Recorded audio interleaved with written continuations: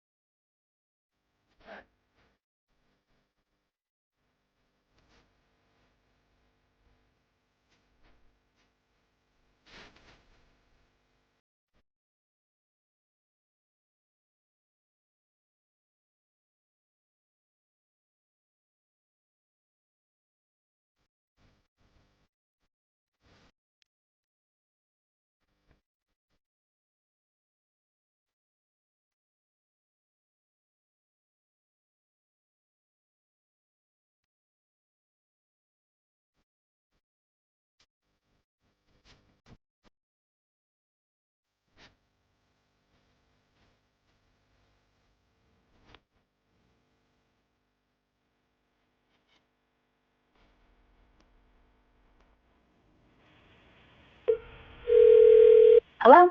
Hi, can I speak to Courtney, please? Hi, this is Courtney. Hey, Courtney, how are you? This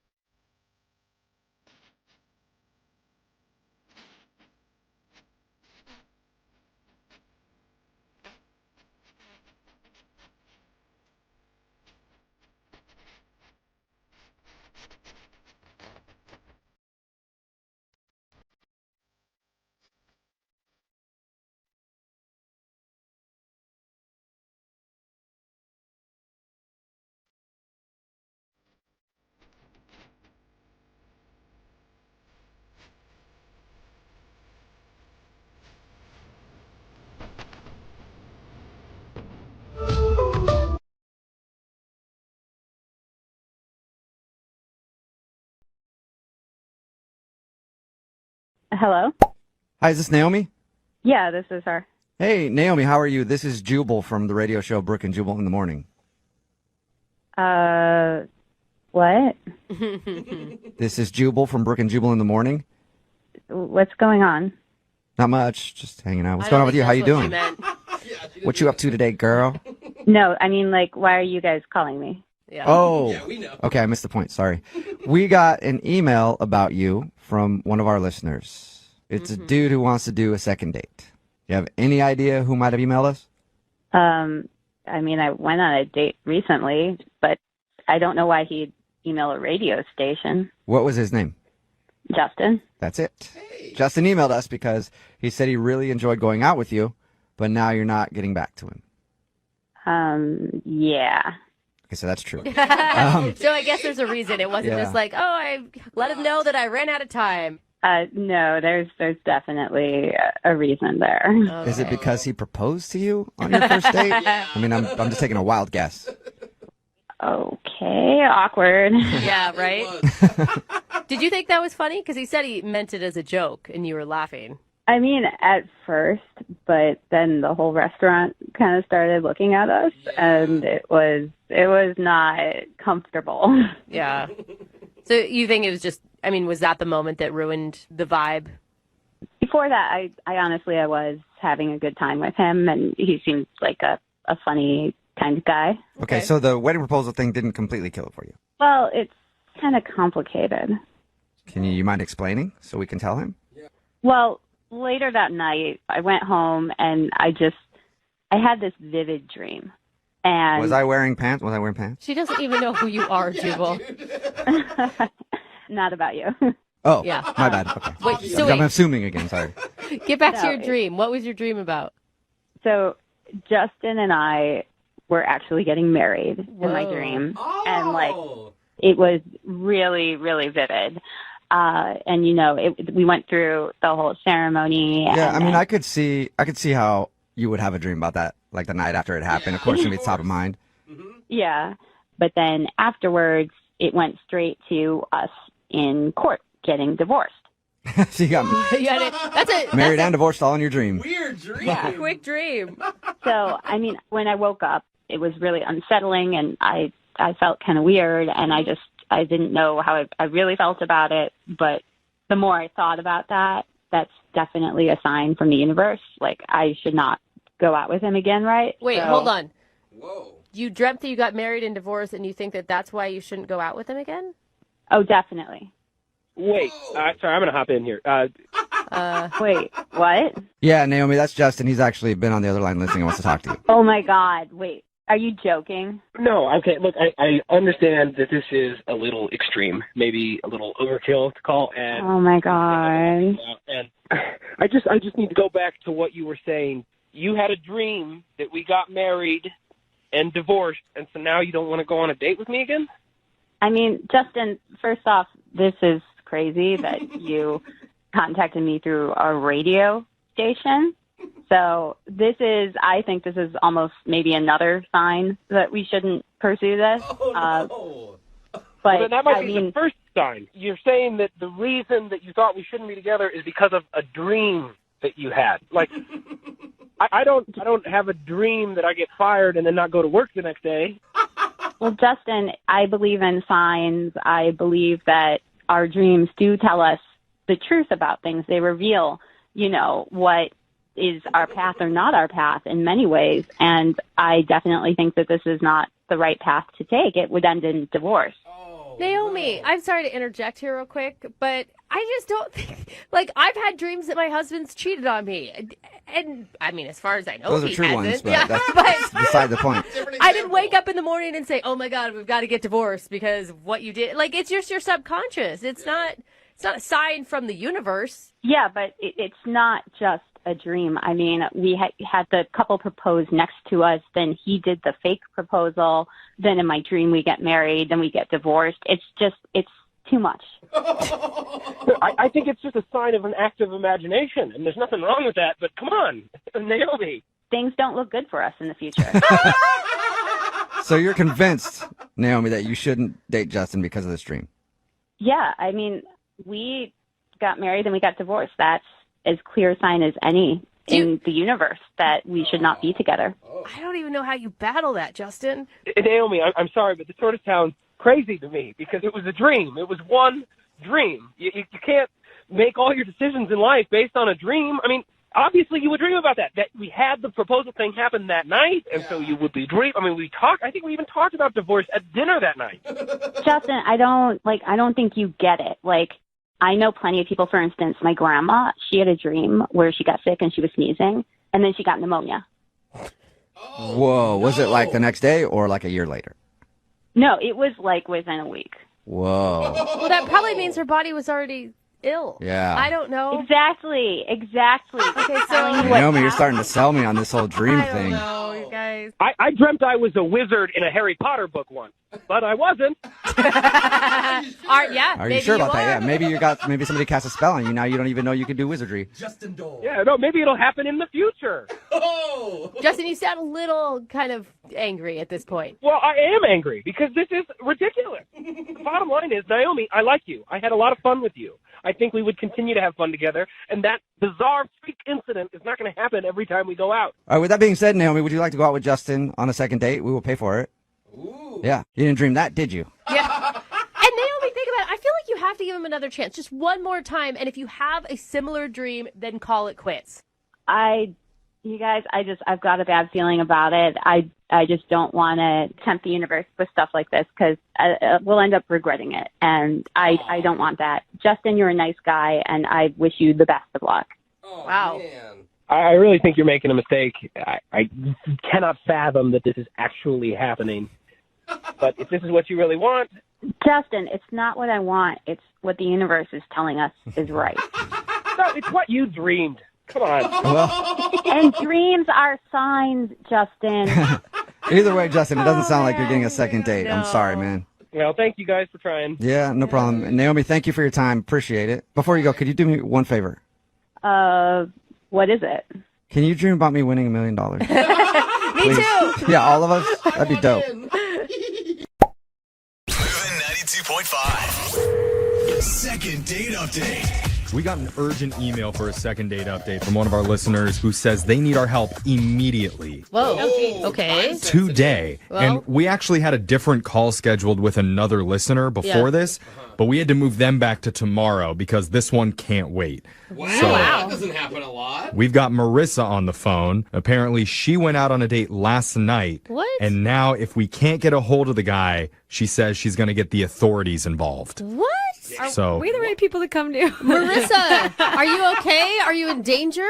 No, I'm not in danger, but I'm really pissed off and angry because this should not have happened, and I'm about to call the cop. Oh. Okay. Someone else may be in danger. What? it's a good instinct to always call us for any emergency before you call the police. That's what Terrible kids do nowadays. We'll get to it in just a second, but first, tell us what's the name of the guy that you're trying to get in touch with. Christopher. I won't say his last name. I don't know if this is legal to do that, but I met him on this app. Okay. I think we all need to take a deep breath because, there is some anger coming out in those words. I'm and enjoying you the haven't even energy. said anything bad yet. I like it, Marissa. Tell us more about Christopher. Christopher. Well, I met him on this dating app, and I always cross-reference everybody I date on these apps through my roommate, Maddie, so I told her about this guy, and she was like, yeah, he looks great. You should definitely go ahead. He's so hot. He looks respectable. That's how they always get you, don't they? They always get you that way, looking all nice and respectable. Mm-hmm. Yeah, and so I go on this date, right? And it's fantastic. I'm not saying it wasn't great. So look how angry she is. It was the best day. I've never had this much fun ever. This is with not what I was expecting. So what did you and Christopher do? I normally don't do this, but I went out drinking with him, and we went to this bar, and then after we went to a dance club, and it was really awesome. So then we went to my place, obviously, because we were all feeling it, and then we hooked up, and then we woke up, and we were both so hungover. But he was like, "Let me get you breakfast," and I was like, "Oh my gosh, it's a dream come true." Yes. Nice. Okay, wait, hold on. Was this morning or was this yesterday morning? This was yesterday morning. Okay. So he was like, "I'll get breakfast, and can I use your car?" Because he didn't have his car because we Ubered home. Okay. And so he left. And then hours passed, and I'm texting him, and nothing. And then I call him, nothing. for like 3 hours. Oh, he stole your car. Wait, he still has your car? Yes, and he never came back. Oh my God. This really is an emergency. So you still haven't had breakfast yet? No, yeah. Jeffrey! Are we Not the point. Oh. Not the point right now. We don't even care about this guy anymore. You need your car back. And get this, he picked up after like the 4th freaking hour, and he says, "I'm so sorry. I had to leave. I'll explain everything to you, but I hope you understand." That's it. What? No, and then he like hung up the phone? Yes, he hung up, and I was like, what? He must be, like, in trouble with the law. I don't know where he is with my car. Oh What am my I supposed to do? gosh. This is crazy. Do we call the police? Yeah, and he's forwarding all my calls to the voicemail, so I would really like you guys to call him so someone can get through to him. I think, just so you know, I think you're being super kind and giving him one last chance to bring the car. Legit felon. Yeah, and he sounded like he was really freaked out as well, but I don't know if he was just lying to me. It was a 10-second brief encounter, so I'm not sure if he's lying or not. Maybe he was in the drive-thru line trying to decide between a bacon sandwich and a sausage one, and you just caught him at a really bad time. 5 hours. I'm going to go with don't trust the one-night stand that took your car and hasn't returned it. Just, just my instinct. Hold on. Of course Jose is going to stand up for this dude. If he was really stealing it, he would have never even answered. He wouldn't have said, oh my God, hold on, emergency. Like, I believe this guy But may it be in a doesn't scenario matter too. if he stole it or not. I mean, it's stolen right now. She did not give him permission. I'll give you a scenario. He's being held at gunpoint right now, and he may die, Brooke. What do you think? Let him die? By what? Like somebody who wanted the bacon sandwich that he went to go get? I've seen it happen before. That's all I'm saying. I know you guys are, like, laughing, and it's really funny, and this is, like, a crazy situation, but to me, it's, like, life or death. Like, this is my car. No, This Yeah. guy just randomly hooked up with me. I don't know, like, what kind of diseases this guy. He's obviously, like, lying. Oh, I that's don't know a what. different call. Well, yeah. That's the awkward Tuesday. I don't know if car theft and STDs are related. Yeah. Like, Maybe. This is really serious to me. I know. Like, Okay, We okay. know. Sorry. All right, so Marissa, look, I mean, there's no guarantee when we call him that he'll pick up. It's just going to be a random phone number. Like, have you had some of your other friends try and call him first? Maddie, she's tried. Maddie, did Maddie get through to him? No. No. Voicemail. And we don't know anything else about this guy, right? Because you just met him on a dating app. Like, you don't know where he I lives. can forward you his dating profile. Well, That might help. location would probably be more helpful than, like, if he likes to hike or not. I don't know. We need all the background information we can get. So here's what we're going to do. We're going to play a song. We'll come back, and we'll call this guy for you. And if this doesn't work, I guess you're going to have to call the authorities. Yeah, and did I mention he might have diseases or something like that, too? I don't know. No, you mentioned that. Why is he... That's a sticking point. But no, we're going to play a song. We'll come back, and we'll try and get you your second date update. Okay, Marissa? Yes, please. Thank you. All right. And maybe eat something. Hold on. All right, it's official. This might be the craziest first date ending we've ever heard on the show. Yeah, I mean, it sounds like Joe's being over dramatic, like he tends to do, drama king. Yeah. But you're right. I'm serious because we got an urgent email today from a listener named Marissa who had to do a phone call today, could not wait, or she's going to get the authorities involved. And people are always like, oh, do mine right away. It's an emergency. But, like, this is a legit emergency. Yeah. I don't know. She may need to get the authorities involved. Seriously. It could happen because Marissa went out with a guy named Christopher. He ended up spending the night at her place and then in the morning offered to drive out and bring back some breakfast for the two of them. Sweet. So she let him borrow her car to go do that. And then Christopher never brought it back. In the last 24 hours, she's called and texted him a bunch of times, and he's only picked up once and quickly said he couldn't really talk, but he'll explain later, and then hung up. So now Marissa's depending on us to get a hold of him and figure out what the hell's going on, or she'll have no choice but to call the authorities. Right, Marissa? Yes, I don't know why you're waiting so long. Like, you've been having me on this waiting line. Like, I'm freaking out over here. Well, it's just what we do. We have to play a song Yeah. in between the first and second part. It's just the radio business. Oh, man. And then we have to reset. And honestly, like, at this point, a couple minutes isn't probably going to make a big difference. To me, it's like days. I know it is. All right, I dated a guy who was in for Grand Theft Auto for a while, too. Yeah. Brooke, I'm not kidding. I did. I really want to He's get to the out, phone but- call, but first, Marissa, before we do that, no, don't put first anything. I just need to ask if he answers, because he might just ignore us too. Is there any other details about the actual date that I could bring up to him? I just might need to ease into it. That's all I'm saying before I start accusing him of things. Yeah. Okay, well, whatever you're doing, just get my car back. Okay. That's my one mission right now. Here we go. All right. I'm going to dial the phone number. Let's see if he answers, all right? Yeah. Okay.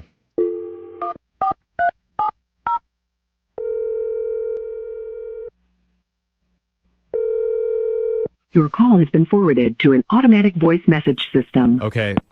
He sent us straight to voicemail on that one. I figured that was going to happen. He's not answering anybody's call. I know. Why would you answer someone's calls if you just stole a car? You're not going to pick up an unknown number. Okay, we have another line. Let's try a different line.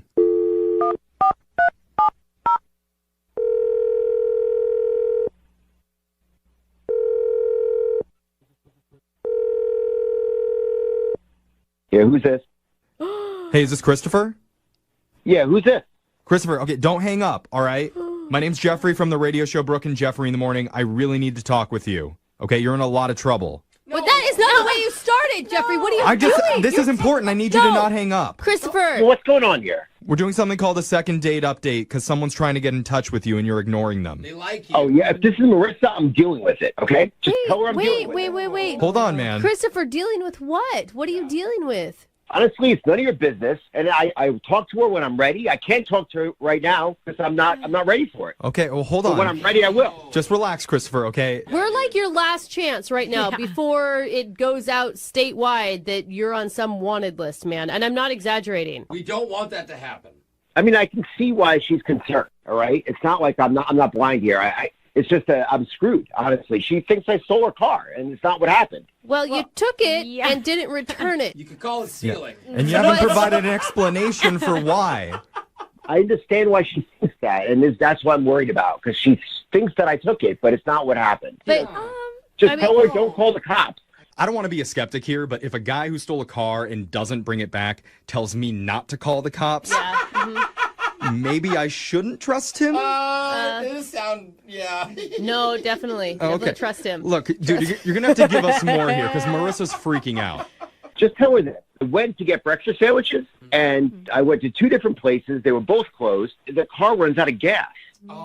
So I went on foot. I walked to get gas, and I come back, right? And the car has been towed. Oh. So now I've tracked down where the car is, and they want $250 to get the car out. What? How long did it take you to go get gas? Like a tow situation isn't. I don't work for the police. I don't know. I'm not saying. I just am trying to. So the car is impounded. It's an impound. The car is impounded, right? I need $250 to get it out. I don't have that kind of money right now. I'm talking to a guy today, so I'm going to probably work it out with him.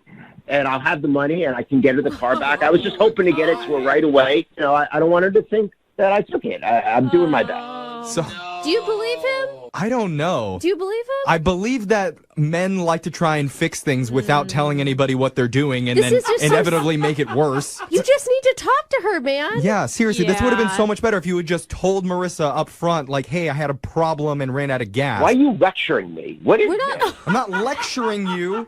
I'm telling you it's a good idea to tell the girl whose car you're borrowing that there's problems with the car. And it's also a good idea not to drive 20 miles to go get a breakfast sandwich, for God's sakes. Maybe you should go hook up with her and then steal her car. That's what you can do. Okay, well, the good news... As soon as I get the car back, you can steal it and date her. All right.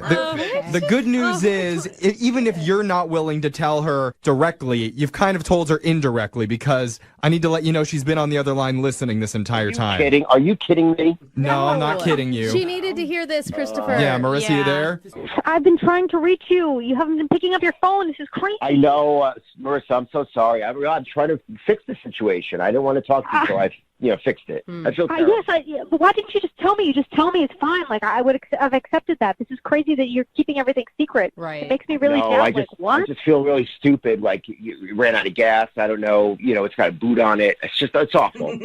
Yeah, but I need to get to work. Like, I need to get my car back. Yeah, I'm so sorry. I feel terrible about all this. But, I mean, we did have a really fun time, though, right? I mean, that was some fun bad dancing that we did, right? Yes, until this. Look, I'm just trying to lighten the mood. It's just a situation I don't have any control over. I can still get you that sandwich. He needs $253. Right. You would have lightened my mood if you told me right away. That would have been great. And I would have been knowing what's going on and be able to get my car and be able to meet you. I could Uber and get there before they tow my car.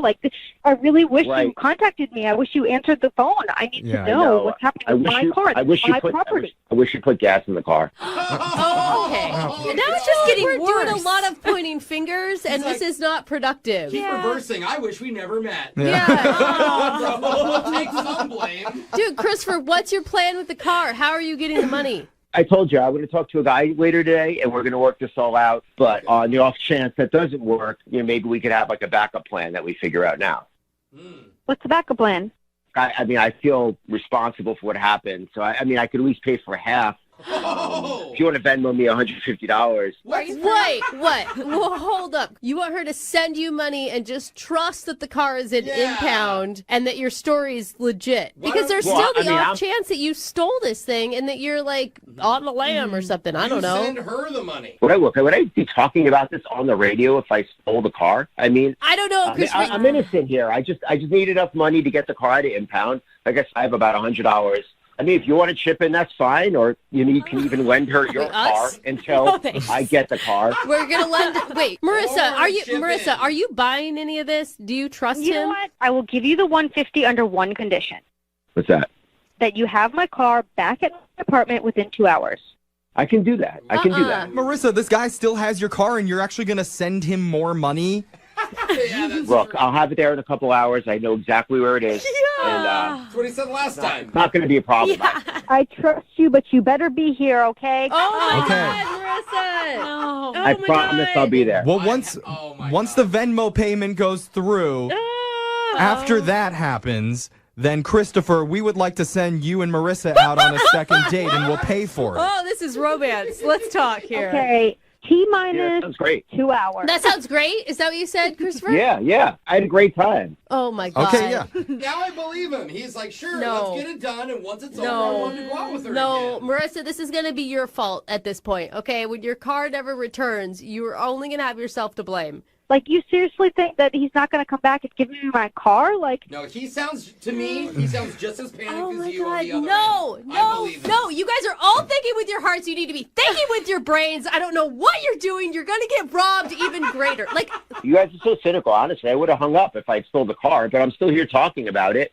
Yeah. I just need the money, and then I'll get the car out. Because you saw a window to take the money. You can't stop girls that like bad boys. The only way to truly test this, Marissa, is to send him the full $250 and see if he does the right thing. If you're serious, I'll do it. No! I say do it. No! You're welcome. Moving 92.5.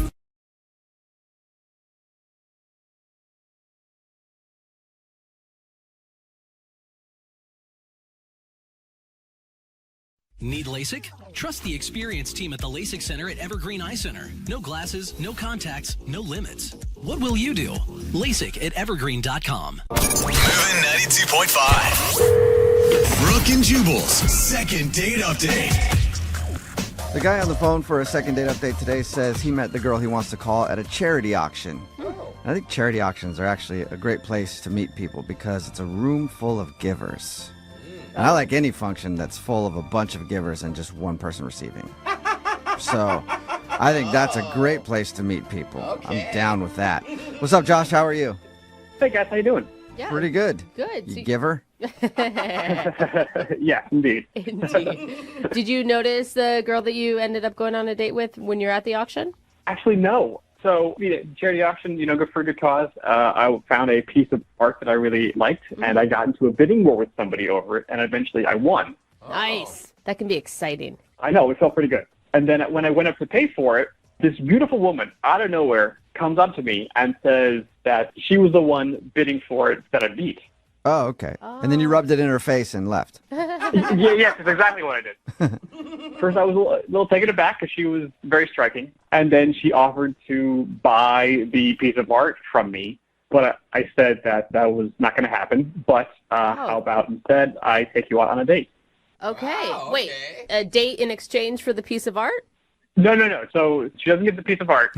No, keeping that. But, if all things work out, she could see it. Yeah, maybe it could be hanging on your bedroom ceiling someday, and you both could be staring at it.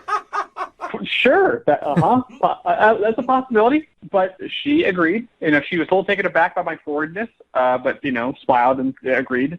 And then we went on a date. What's her name, by the way? Camden. Camden. All right. And how was the date with her? Would you just talk about the painting the whole time, and you guys haggle over the painting the entire time? No, we did talk about the painting, but we talked about other art that we both really appreciated. Just like it felt. When you're like, you talk to somebody, it's like the first time, but you felt like you've known them like your whole life. Totally. Yeah. That's what it felt like. That's an amazing feeling. Yeah, I haven't felt that often, and it was really nice and really enjoyable. And it sounds like you guys have a ton of common interests. I mean, obviously, you're both charity-driven people. You like the same style of art. We do. But one of the things we differed on, she's a big fan of this Pinot that she wanted to order with dinner. I was not the biggest fan. Oh, wine fight. That's probably why she's not calling you back. If you disagreed on wine, that's it. It's all over. By the way, you guys sound like the two richest people going out. Like, we like the same art, but the wine, it's not going to work. Yes. Well, I'm not that rich. I mean, I'm okay. I'm okay. But I'm not. I wouldn't consider myself rich. Some people were throwing down tons of money at this charity auction, which is great. But it's like, wow, that's much more rich for me. I couldn't handle that stuff. Yeah. Well, how did the rest of the date go? I thought pretty well. We went home because we walked back to her place because it was pretty close by. We had some more wine, and then I stayed the night. So it That really sounds like well. a successful date. Yeah, I thought so too. Did you guys hook up? Yes, we did. Oh, okay. Nice. That was your respectful way of saying it. I stayed the night. What was it like the next morning? That's the thing. When we woke up, like, her demeanor completely changed. She basically rushed me out of the house. She just kept going on like she was late for something. She had to go, which I understand. Like, I've been late for things before. I kind of get freaked out and frantic and like, I gotta get there as soon as possible. But like all the friendliness and the warmth she had the night before, like, just disappeared. Good. Like, I wasn't trying to slow her down or anything like that. Like, I got my stuff. I got out of there. Maybe she was just trying to sleep with you in hopes she would get that painting. And then you didn't give it to her, and she's like, get out. That's not crazy. That was one of the things I thought of, but she doesn't seem like that shallow of a person. Did you do anything weird or that would have upset her in the night? I don't think so. You didn't, like, use her toothbrush or something? No. Okay. She had a guest toothbrush. It was very nice. But no, I didn't do anything creepy or weird or untoward. Maybe that's the problem. Maybe that's what she wanted. Do you think I should have done more weird stuff with her? Oh, yeah. Go as freaky as you want on date one. You know what I mean? Yeah, dude. All out kinky. Then you know. Oh, my gosh. Like, you don't want to try stuff later on after you guys already have too many feelings involved. Don't listen to their advice. Yeah, no, I've never done that before, so Okay. I wouldn't even know how to push that envelope. Uh-huh. Have you guys really talked at all since you guys hooked up? I'm not really, no. I sent her 3 texts, kind of, keeping it friendly and warm, like, had a good time, love to hang out again. But, like, she's only written back, thanks. Ooh, that's cold. Yeah. Yikes. That's a bad review, probably, for how things went that night. Not even a thank you. Yeah. Wow. All right. Yeah. Well, play a song, then come back and call her and get your second date update, okay?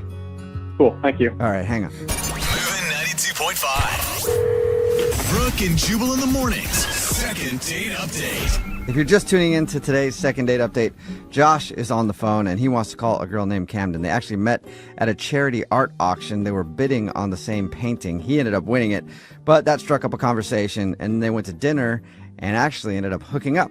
But the next morning, she rushed him out of her place and he hasn't been able to talk to her since. Hey, Josh? Yep. Have you seen that painting in the last couple days? Yes, I have. Are you sure? Because maybe the reason she's not calling you back is because she's actually an international art thief.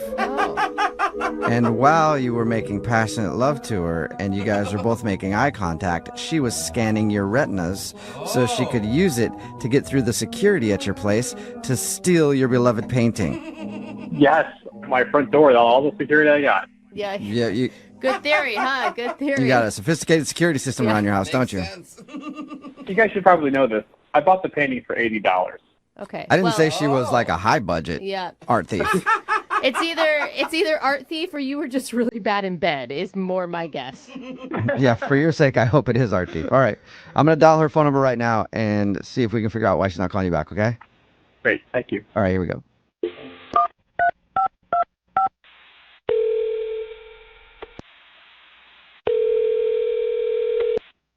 Hello? Hi, I was looking for Camden. This is Camden. Camden, how are you? This is Jubal from Brooke and Jubal in the Morning. Who? Jubal from Brooke and Jubal in the Morning. It's a radio show. Oh. Okay. How are you doing today? I'm fine. You're a radio show? I am a person who has feelings and hair. I am not a radio show. I can confirm he has But hair. I do work on a radio show, yes. Okay. Why are you calling me? Well, I'm calling you today because we do a segment on our show called the Second Date Update. Have you ever heard of that? No. Okay. Well, it's where if you go out on a date with somebody and then end up blowing them off after, they can email us to get you on the phone and find out why. And you recently met a dude named Josh at a charity auction. Oh, okay. Okay. And Josh sent us an email. He told us about the evening you hung out. Not all the details, although if you're down to share all the details, I'd love to know. But he told us about hanging out with you, and he says that, you know, the next morning after you guys hooked up and everything, you rushed him out of the house and haven't talked to him since, and he's wondering why. Oh, my God. He seriously called you? Yeah. Yep. Should it be obvious to him why you're not calling him back? You'd think, but I don't know. You don't really know people, I guess, until you've spent the night with them, and then you learn a lot, and it was just bad, and I don't know. That's such a good question. If he knows why, I don't want to talk to him anymore, and if he doesn't, that's almost scarier than if he did. Okay. Whoa. So do you mind telling us then? Because if he doesn't know, he should probably know, right? I mean, it's so personal, but I just don't. He did something that even if we had been like married for decades is something I would still not do myself, and I would sure hope whoever I was with wouldn't do it either. Wait, he did it when you guys were in the throes of passion? No, it was after we were together. What did he do? God, it's so gross. Really? He went into the bathroom after we were done, and he didn't close the door. What? Like, he was just in there, like, doing his business. Like, and we're not talking number one, okay? We're talking Two. Wait, he sat down for a toozy with the door open? He most definitely did. Ew. And I could hear and see and, yes, smell everything that was happening. Totally disgusting. I've just met this person, you know, and we were on, like, you know, a first date, first staying the night moment. Yeah. And he immediately reverts to this behavior. So just absolutely the most unromantic, gross thing. And then it got worse because he did not wash his hands afterwards. And I know. Oh, Did you tell him to get back into that bathroom? Go back to that sink right now. Yeah, you just wiped. I was shocked. And I know he didn't wash his hands because I was just like, from my bed, I can see my bathroom. Oh, that's disgusting. That might be worse than the I'm gonna actual tell you, act. you don't even do that when you're married, okay? We keep the door shut during that business. I would hope not. And then he wanted to cuddle with me. Like, he wanted to touch me with his bacteria-laden hands. Get away, poop fingers. Is that when you rushed him out of the house? Well, you know what? I feel like I was actually pretty kind that I didn't just, like, leap out of bed and say, get out right now. Like, Yeah. I let him stay, but I mean, God, I felt like I was just sleeping next to some giant animal or something, and I just... Yeah. Okay, yeah. I couldn't wait for him to leave the next day. I told him that I was running late for something and just got him out of there as fast as I could. He could have just forgot to wash his hands. You know, I have been drunk and remembered to wash my hands. Like, this is a habit. Yeah, and either way, I mean, the hand washing aside, too, to do that with the door open when you guys just met. I know some couples out there are like, we're so close, we do it on each other. That's how close we are. But for a lot of people, that's one thing you should hide from each other, you know? Close the door when you go to the bathroom. Little privacy. I mean, it's not like he's a horrible human being or something. I mean, it's just, I don't know how Thank you, Camden. possibly... I appreciate you telling me I'm not a horrible person. After all that, I kind of feel like it. Oh. Wow. Who is this? Oh, Camden, that's Josh. Hi. He's on the other line listening and wants to talk to you. I'm an animal? Are you kidding me? He's been on the phone this whole time? Yeah, he has. Apparently, he couldn't wait until we brought him into the conversation either. But this, Oh, my God. don't feel bad. This is stuff that he needs to learn about, Camden. Oh, my Not God. that big of a deal. Whoa. It's completely It's not a big- natural. It's what? Everyone goes to the bathroom. We just were intimate with each other. Josh, I didn't say That's you as couldn't go to the intimate as it bathroom. gets. I don't need to witness it. And the whole, what's with the not washing your hands? My hands weren't dirty. What? What? Did you not wipe? No, I wipe. I mean, I know how to wipe myself and not get my hands dirty while doing it. There's a barrier there. Josh, I thought for sure you were going to come on this phone and apologize profusely and say, oh my God, I forgot, or oh my God, I realized once I was already halfway through it that I hadn't shut the door and I didn't know what to do. Like, Okay, no, I do apologize if Camden, you felt, kind of bombarded by that and were disgusted by that. I am sorry that you felt that way. That was the way I was raised. My family, we all, everyone poo-poos. And we would just poo-poo with the door open. It was never a big deal. Did you just say it naturally? poo-poo? Yeah. Did you just call it poo-poo? Yeah, everybody poo-poos. I kind of like it now. Like, I don't know, Josh, the way you put it and you put it in those words, I'm like, yeah, it's not a big deal. Yeah, it's just a poo-poo. It sounds like the title of one of my toddler's potty training books. Yeah. But let me ask you this. Does your toddler wash his hands after he goes potty? Absolutely. Okay, forget the hand washing thing. That's something that can change, sure. But like Camden, I wouldn't have a problem watching you poo-poo. Why do you keep saying it like that, Josh? That is never going to happen, okay? Not only because I wouldn't, but because I don't think we're going to see each other again. Oh, no. Seriously?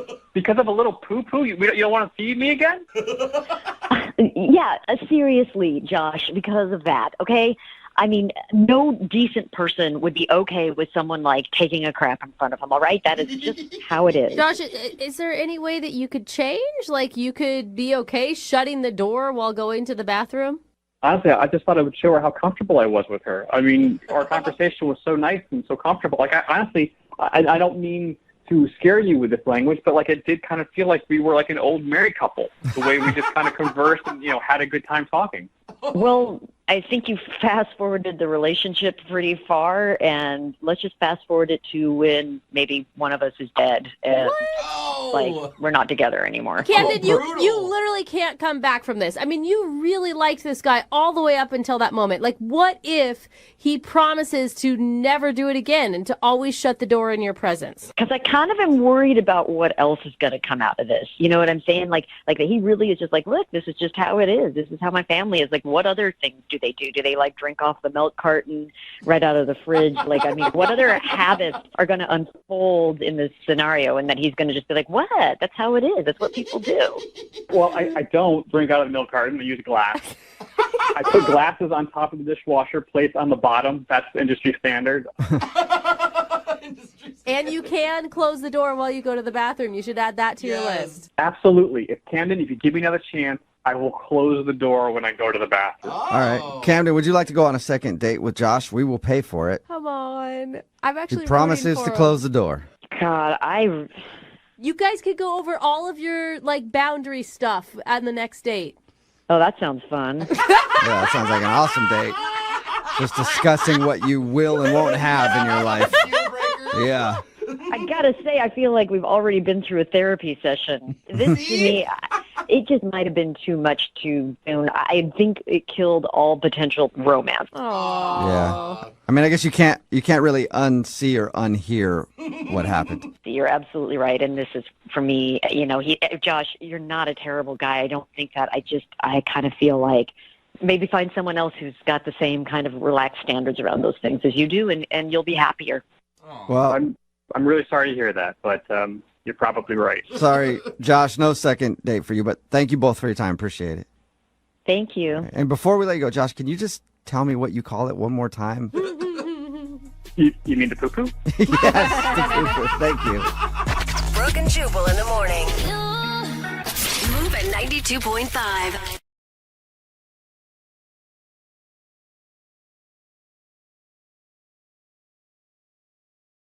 Because she said that she thought the date went great, but now you're not calling her back, and she wants to know why. She said the date went great? Yeah. Yeah, was she wrong about that? I just can't believe she remembers the date. She was on the phone the whole time. She was on her phone the whole time, you said?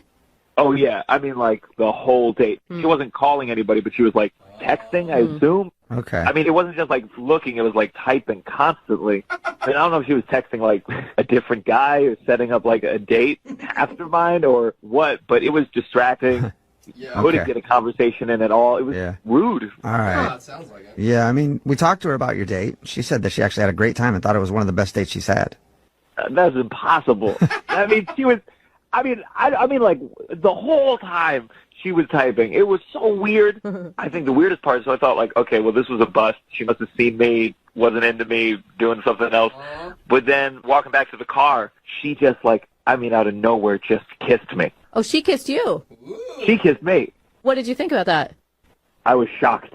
Like, I wasn't even going to go for a kiss or even a hug. I thought this was going to be like a peace, whatever. And all of a sudden she just like lunges at me, and I'm not going to say no. Of course. But I was just kind of like a mannequin, just kind of still let her do her thing.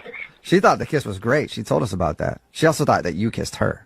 Oh, that's impossible, since I was stationary. I mean, if she hadn't been on her phone, were you attracted to her? Yeah, she's definitely cute, but like all I really saw was her forehead because she was bent over texting the whole time. Looking at her phone the whole time. All right. Oh my God, your self-restraint that you didn't say anything on the date. I feel like I at some point would have been like, hey, can you put the phone away? Eyes up here. I'm just not that type of person. If that's your thing, you know, I'm not going to make a big deal about it. You do your thing, I'll eat this hamburger. So basically your date was you hanging out with someone who was on their phone the whole time. Yeah. And then you were sexually assaulted after which he kissed you. I wouldn't say that, but it was aggressive. All right. Well, thanks for telling us why you don't want to call her back. I also should tell you this, though. She's actually on the other line listening and wants to talk to you. Wait, what? No. Yeah. Did she hear what I just said? Unless she was buried in her phone again, texting or something. I don't know. Kayla, are you still there? Oh. Yeah, Nico, I loved hanging out with you. I was so interested in the date. I really liked you. How can you say that? You were typing the whole time. That's because I was taking notes about the date on my phone, so then I can transfer it into my relationship diary when I get home. Wait. That is so much right now. That's a lot. Wait, I'm very confused. What do you mean you were taking, like, notes?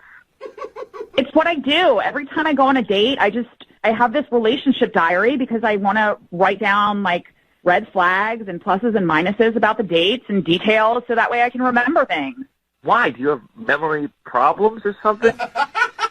No, I just think it'll be really cute to, like, one day look back on it all and reminisce about everything. So you thought she was being super rude, Nico. She was actually super listening to you. True, Yeah, but that's not normal.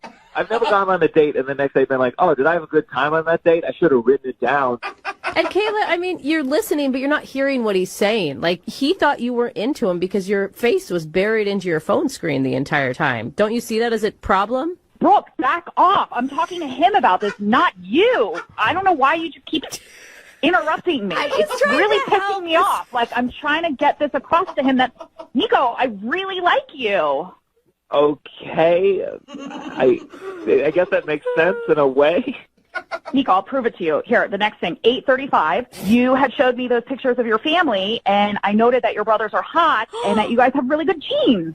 Oh, my God. That is so weird. That is so weird. I wanted to take note that, like, you are a good person to have babies with. Oh, there you go. God. It's already thinking about babies. That fast-forwarded real quick. You guys don't understand. These are things that everybody thinks of on a date, and, like, I'm just writing them down. I'm writing down the thoughts that everybody's thinking of anyway. That's the only difference. Don't you understand? Nico, you understand, right? Don't you understand? No, none of this makes sense to me. First, why are you saying my brothers are hot? Why are you saying you want to have babies with me? I mean, I don't even think we made eye contact this entire date. Nico, you are taking this way out of context. Like, I'm documenting this because one day you're going to appreciate all the details that I've put down here in this diary, and you're going to look back on it and be like, wow, she's awesome that she wrote all this down and that she did that, and we can look at this together. There you go. Yeah, what do you think, Nico? You want a second date with Kayla? We'll pay for it. Go on a second date, make some babies? A second date? Yeah. How do you, I mean, so she can finish this novel she's writing about our this is the weirdest thing. If it makes you feel better, Nico, it's not just about you. She does it for every date she goes on. That makes it even worse. It's like a serial killer. I'm scared, frankly. I'm worried. Okay, that seems a little... Come on, Nico, that's not fair. And Brooke, you are not helping things. What do you think, Nico? I'm trying. Will you go out with her one more time? Brooke is the only one making sense right now. I wish Brooke had been there on the date to tell you to get out of your phone. Fine. I won't even bring my phone on the next date. Are you happy? There you go, Nico. Are you going to take notes with like a pen and paper instead? Or Yeah, whatever. I'll just write it down. I won't use my phone at all. I'll use the napkin next to me. God. Yeah, she'll take notes the old-fashioned way, Nico. Would you go on a second date with her? We'll pay for it. Look, I think you're very attractive and... Shut up. I know what you're trying to do. And, like, it's not. You're just sugarcoating it, and this is bull. And, like, just get to the point. Oh. I think that your intentions are sweet, but what you're... Nico, I'd get to the point before she stabs you. I think what he's trying to get at is a no. Is that a no, Nico? It's a no. Yeah, that's a hard no. It's a hard no. Kayla, did you learn anything from this experience? The only thing I learned here, Brooke, was not to trust you with anything. I mean, Jesus. Whoa. You have done nothing for me. Well, I'm trying to help you, I swear. sorry, Kayla. No second date. I hate your show, especially when Brooke's on. I'm never listening again. All right, well, but can I read? I want to read your journal sometime. Can I just read it? No, you, Jubal. Okay. Bye, Kayla. Yeah. You sarcastic piece of I actually wasn't being sarcastic. I really do want to read it. Whatever. Jubal, I'll give you like $20 if you just slap Brooke across the face right now. I'll only do that if you're in here journaling because I want to see what you say about it. Brooke and Jubal in the morning. Hello? Hi, is Emily there? This is she?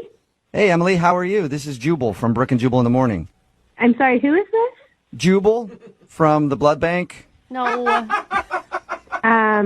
What's that laughing in the background? Laughing? I don't hear any laughing. Are you feeling okay after donating blood? Because I don't hear any laughing. Give her a break. Now there's a woman on the phone. What's going on? There's Emily. 3 people on the phone. Yeah, hi. How are you?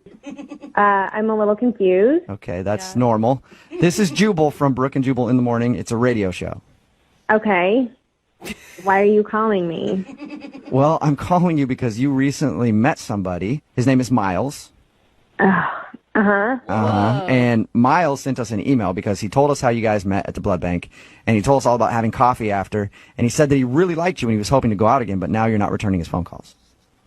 Yeah, I'm not returning his phone calls. But why are you guys calling me?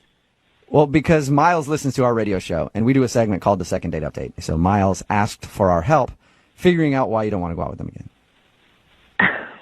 Okay, I guess it's as simple as I'm not interested. I'm just not interested. Yeah, but why would you? I mean, he sounds like a pretty nice guy.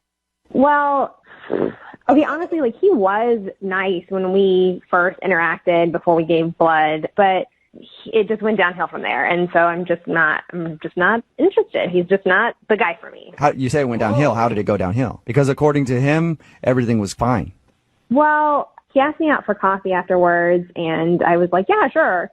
So, you know when you give blood, how you've got that little cotton ball, like, wrapped around your arm? Yeah. So we're walking down the street, and, like, literally every single person from, like, the 5 storefronts when we were giving blood to the coffee shop, he's like, check out my arm. Isn't that look cool? It's so great. Look, I just gave blood. Wait, he's saying that to people that you're passing on the street or to you? Yes, to everybody. He's just shouting at people that he gave blood. Right. Like, it just came off as a braggart. Yeah. Like, you know, was just using every excuse to be like, look how great I am. I've donated blood. All right. I'm a saint. So you don't feel like he was donating blood to actually help out? He was just donating. Right. It was more to get attention for himself. Gotcha. Oh, no. It's not even that. It gets worse. So we go into the coffee shop, and he orders his coffee. Mm-hmm. And I'll be all honest with you, like, he paid for mine, which was nice. You know, I'm going to give him props for that. Sure. But when the barista's like, what name can I put on here? He's like, the donator. No. He did not serious? say that. Yeah, and the barista's like, I'm sorry, what? He's like, the donator, and then points to his arm where the little cotton swab is, and is like, I just came from donating blood, so I'm really going to need this coffee to help get my energy up because, you know, I need to help people. The donator. He had to have been, I mean, it had to have been a joke. Well, that's what I thought. Like, I was just like, you know, because he was kind of like going on, and so I was like, well, this is just a joke. Like, he's just doing this because he knew that I was nervous, but it, like, was relentless. Like, he's talking to all these strangers on the street. He's telling the barista to give him the name The Donator on his coffee cup. It sounds like a superhero. The Donator. Kind of is. Jubal saving lives. Maybe. Well, clearly he thinks he's a superhero. Yeah. You know what? I wonder how we talk to the Donator. Is there like some sort of a syringe signal or something we put up in the air? I don't know. Well, that's why I'm avoiding talking to him, because I just don't know how to talk to the Donator. Okay, well, I can tell you how to talk to the Donator, Emily, because he's actually on the other line listening and wants to talk to you. Are you serious? Hi, Emily. Yeah. Hi. That's the Donator. All right, guys. Can I explain that? Yeah, I think everybody wants you to. I want to hear it. I'm doing good here. I'm helping out people. Like, I want to let people know that, I'm doing a cool deed, If I don't talk about it to everybody, how will they know to do it too? Huh? I mean, come on. Good question. So it's kind of like a PSA. Yeah, like I'm a superhero, the Donator. It's kind of a joke, but it's also like, just facts and jokes too, So I just want to help people out. Miles, that is such a turnoff, and How is that a turnoff? Because you're putting people in a position of then all of a sudden have to be like, wow, congratulations, way to go for being a good human being, instead of you What's just wrong with that? being, because it's cocky and it's arrogant. Like, It's confidence. What's wrong with confidence? What's wrong with confidence of doing a good confidence deed? and cocky. You know what? Do you remember you asking me? I will never forget this. This is so disgusting, you guys. Do you remember what you said? You asked me, where do you want your blood to go? You're like, well, I hope my blood goes to some f***ing sicko so he can turn his life around. What? Exactly. Did you say That's not psychotic? I don't get it. To me, it sounded like he was probably wanting to help some drug addict, and he thought that his blood would somehow morph this person into being sober. No. See, you don't get it. I meant a sicko. Like someone who's sick out there that needs blood. I don't know. There's all these types of diseases and all these sickos out there. They need healthy blood. Like a good red-blooded American like me. A good red blood. Oh, God. Hey, I'm not trying to offend anybody, all right? I'm just trying to help people, all right? Okay. What's wrong with that? I don't get it. Because I'm trying to help people with my healthy blood. I just want to help out a sicko, okay? That's what I do. That's what I try to do. That's what I do. I help out sickos. But I feel like the choice of words is not the best, Miles. You make it sound like you have magic blood in your veins, like this super healing, wonderful power that above regular human beings, that your blood is so much better than anybody else's blood, and therefore if anybody gets your blood in their body, oh my goodness, all their woes are fixed because Miles donated blood. That's crazy. Yeah, I do believe that. I do have great blood. Last time I donated blood, they're complimenting me, saying that my blood was probably the best blood they had all day. Do they actually say? I haven't been able to donate blood because I've had tattoos, but I think so. Do they compliment your blood? If you have a universal blood type, it can go to help a lot of different people. Yeah, that's what he says. My red blood cells were through the roof. My white blood cells are amazing. So I just want to help out sickos out there, okay? People need good blood cells. Emily, I gotta say, there's something kind of lovable about Miles. Really? I mean, if why you don't guys you go out with him? Well, I don't want to go out with him. I could see where the blood thing got a little obnoxious. But if you guys had met under different circumstances where he wasn't praising himself the entire time, do you think that you would have still been attracted to him? I mean, is he even capable of not praising himself the whole time? I mean, we had this great interaction up top before we gave blood, and then it just all went downhill. And even talking to him now, it's still all about him. And it's been 5 minutes of knowing this guy. I think it's a lot about sickos, too, personally. But well, hey, it's not just about me, Emily. It's also about you. You should take pride in your blood. Your blood is good. It's healthy. You're in the same blood as me. So don't act like you're better than me. I'm not saying that I'm better than you, but I don't need to brag. You just do a good deed because that is the reward in itself. Wait. This is your first time donating blood, right? It's your first time donating blood? I've donated blood over 12 times. Whoa.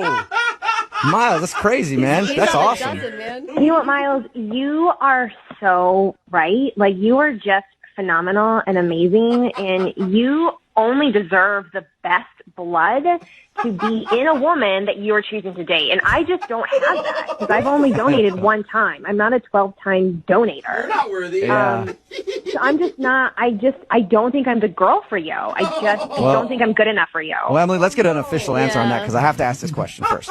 Emily, would you like to go out on a second date with Miles? We will pay for it. You know, I just think I'm not good enough for him. I think I'm going to have to pass. You know what? I get you're being sarcastic. I get you're just trying to look cool on the radio, but you can't tell me we didn't have a great connection while we're talking. No, we did not bond. We did not have good times. You had a good time fluffing your ego and talking about yourself and getting attention for donating blood. It was not good, comfortable for me at all. I was nervous. and you made things weird. I'm weird.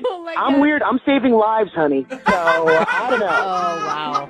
Brooke and Jubal in the morning. Hello? Hi, can I speak to Corey? Speaking. Hey, Corey, how are you? This is Jubal from the radio show Brooke and Jubal in the Morning. I'm sorry, who? Jubal from Brooke and Jubal in the Morning. It's a radio show. Okay. How are you today? I'm doing all right. I'm sorry, you said this is a radio show? Yep, and I'm calling you today because one of our listeners sent us an email about you. Okay, is this a prank phone call? No, it's not. We do a segment on our show called The Second Date. It's where if you go out on a date with somebody and end up not calling them back after, they can email us to get you on the phone and find out what happened. So we got an email from a girl named Samantha who you went out with a little while ago. I mean, I went out with a girl named Samantha, not sure why she's emailing a radio station and you guys are calling me. This would be the Samantha that puked outside of your car when you're taking her home? Yep, no, that one's hard to forget. The girl who puked outside of my car. Yeah, I didn't know if there was like a couple of Samanthas you went out with. There was like the normal Samantha and then there's the puke Samantha. We're talking about the puke Samantha. Yeah, no, I put that together. You're quick. She emailed us because she told us about your date. She said she had a good time, but it's obvious that you don't want to go out with her again and she's wondering why. I mean, it's not that I don't want to go out with her again. That was a bit of a crazy night. She was definitely a lot of fun, and then, you know, a little bit less fun, mostly puking out of my car. She was a champ. She got about 90% of it outside of my car. But no, that wasn't why I hadn't been getting back to her. I knew it. I do like her. We did ultimately have fun, and she was pretty cool and everything. It's well, just... if you don't like her, then why not give her another shot to do something else in your car? Well, generally not opposed. It's just that I screwed up and now just isn't a good time for another relationship. And you screwed up. Wait a minute. Were you cheating? Was she like a side piece and she didn't know it? No. I'm not married. I'm not in a relationship. She wasn't my number two. So you're single then? Yeah, just most all of my time is taken up right now, and I really shouldn't be starting another full-time thing right now. Wait, so you're not in a relationship, but all your time is taken up? Yeah, I just timed this wrong because it's fantasy football season. What? Okay. What does that have to do with... I don't get what that would have to do with timing. Well, I'm like a semi-pro fantasy football player. I'm a member of 6 different leagues. It's all very high-stakes money stuff. Is that a thing? You could call yourself a semi-pro Yeah, fantasy I didn't even know football they were player? like professional fantasy players. But like fantasy is in the name because it's not real, man. Well, I mean, it's real. It's a game. I play it, but I also make a significant amount of money doing it. Whoa. Like, how much are we talking? Like, this sets you up for a month, a year? I made $500 profit last year, not counting league fees, and that was a pretty sizable take for me. Corey, I gotta interrupt. You're blowing me off for fantasy football? For $500? 92.5. Brooke and Jubal's second date update. if there's one thing that people should have learned by now from listening to Second Date Updates, it's to not try too hard on a first date. I thought it was going to be, it's okay to be single. That too. But no, we hear about a lot of people who are like, I wanted to be creative and do something really memorable, like the Macklemore date where he took her to do all things based off of Macklemore songs. Didn't turn out well. The grocery store date where the guy took a girl to the grocery store and like they went on a tour of different grocery stores buying all of their meals there. Didn't get a second date. Well, Brian is on the phone right now. He planned a strange date, sort of like those. Oh no, Brian. And guess what? Brian's not getting a call back. Strange how that would work. Brian, how are you? Good. How you guys doing? Good. I read your email about your date, and I just have to ask, why? Why not just do like a regular thing? This is the kind of girl that has gone on, I'm sure, a lot of dates, and I just wanted to be original and be kind of creative and see if I could think outside of the box a little bit and take her on a date that was different. You did that. It's really awkward, the story that he tells in his email. Before we get into that, how did you meet her? We met through a mutual friend. Okay. Then we decided to meet up. So it was kind of a blind date, really, although I had seen pictures of her, and, you know, she's beautiful. So why did you think you had to impress so much? Because usually when a friend sets you up, I mean, you've already gotten glowing accolades from that friend, right? I mean, she put all these ideas in my head, like she dated professional athletes, and, you know, she's highly sought after and things like that, and I just thought I would take it that extra mile. Well, you felt like you had to step your game up. Mm-hmm.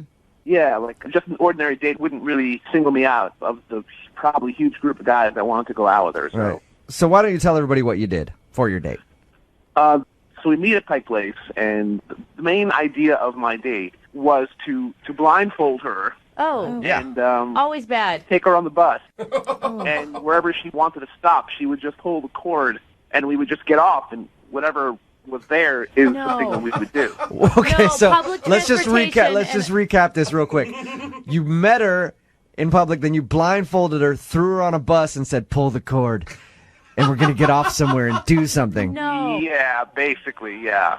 Did it go as planned? Like, did she go along with it all right? Because I feel like Well, most yeah, girls. yeah. She was totally game, and she was open to the new idea. What did she say when you pulled out a blindfold? I think the first thing she might have said was, "What is that for?" So you explained it to her, and she was cool with it. What did you guys do? I mean, Well, this is what happened. We got on the bus, and she pulled the cord shortly after we got on, and we ended up near a Chipotle, actually. okay. So and we were hungry, so we went and had Chipotle, and it was good. She seemed to enjoy it. Did you take the blindfold off, or did you leave it on the whole time? No, And feed her? When we got off the bus, yeah, like her blindfold would come off, yeah. Okay. Was the bus driver about ready to turn you in? Oh, there's so much other weird. If you see a blindfolded woman on a bus, it's cause for alarm. Yeah, no, actually, it's very common. No, on the there's bus. so They're much other weird Yeah, stuff. there's way more things they could call the police for on a bus. So you ate at Chipotle, and how many stops on the bus did you make? I mean, did you guys do a bunch of cool things? Because it seems like it'd be just weird. The next time she pulled the cord, we were pretty close to Safeco Field, so, we got off, and we just hit up a couple of bars and had a couple of drinks, and it was fun. We were enjoying ourselves. It does. I mean, you're starting to sell me on the idea. It doesn't sound like it's going too bad for you at this point. I mean, we were making jokes. She was smiling. I thought it was going pretty well at that point. It's definitely creative. Yeah. It shows that you went to the effort to think of something interesting to do rather than just take her to dinner. So what's the problem? Why don't you think she's calling you back? Well, it was kind of strange and weird because the last time she pulled the cord, we were on the freeway headed to the airport. Do you know about the bus system? Did you know what buses you were getting on? Because if I went to take public transportation, I don't do that, because I like to drive everywhere and it's poor. Oh my but no, gosh, Jubal. I don't take public transportation. If I was going to try to take the buses, I would get lost. Do you know about buses? I guess I got a little lost. Yeah. Okay, so you ended up by the airport. Yeah, we had to take a different bus and head back to civilization, I guess. Why was it awkward, though? I mean, did you guys just run out of things to talk about? Yeah, or- I mean, towards the end, we didn't really have much to talk about, and she had been, at that point, blindfolded for, a couple of hours. And so, like I said, there really wasn't an ending to it, so. All right, so if there wasn't an ending, then how did things end with you two? On the way back from the airport, I asked her if everything was cool, and she said, no, it was really creative, it was really fun. So, she seems pretty okay at that point. Was she still blindfolded?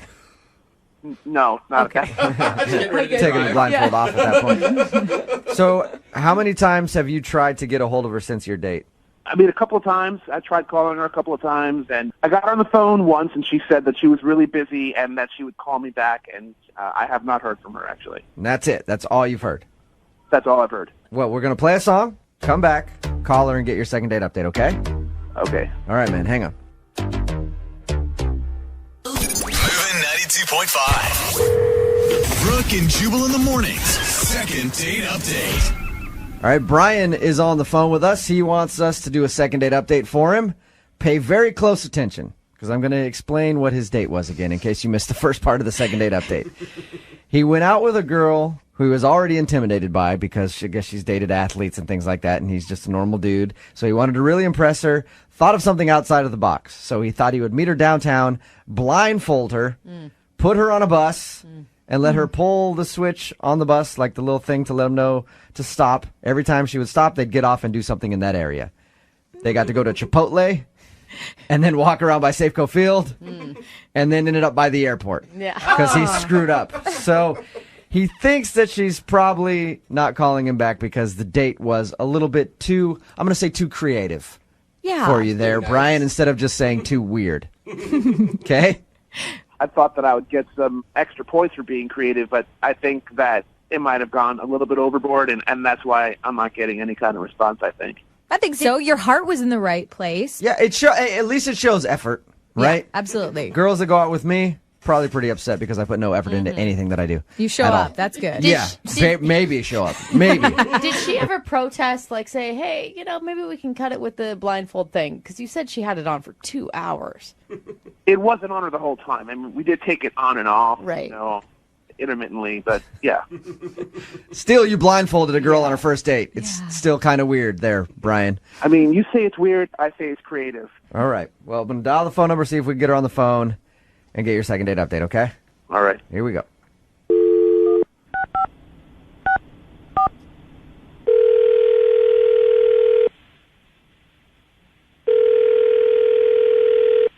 Hello?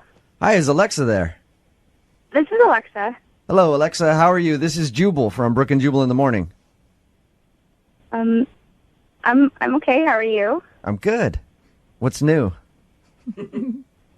I'm sorry, where did you say you're calling from? Brooke and Jubal in the Morning, the radio show.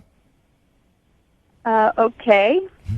I'm calling you because one of our listeners recently went out on a date with you and sent us an email and wanted us to call you. Okay.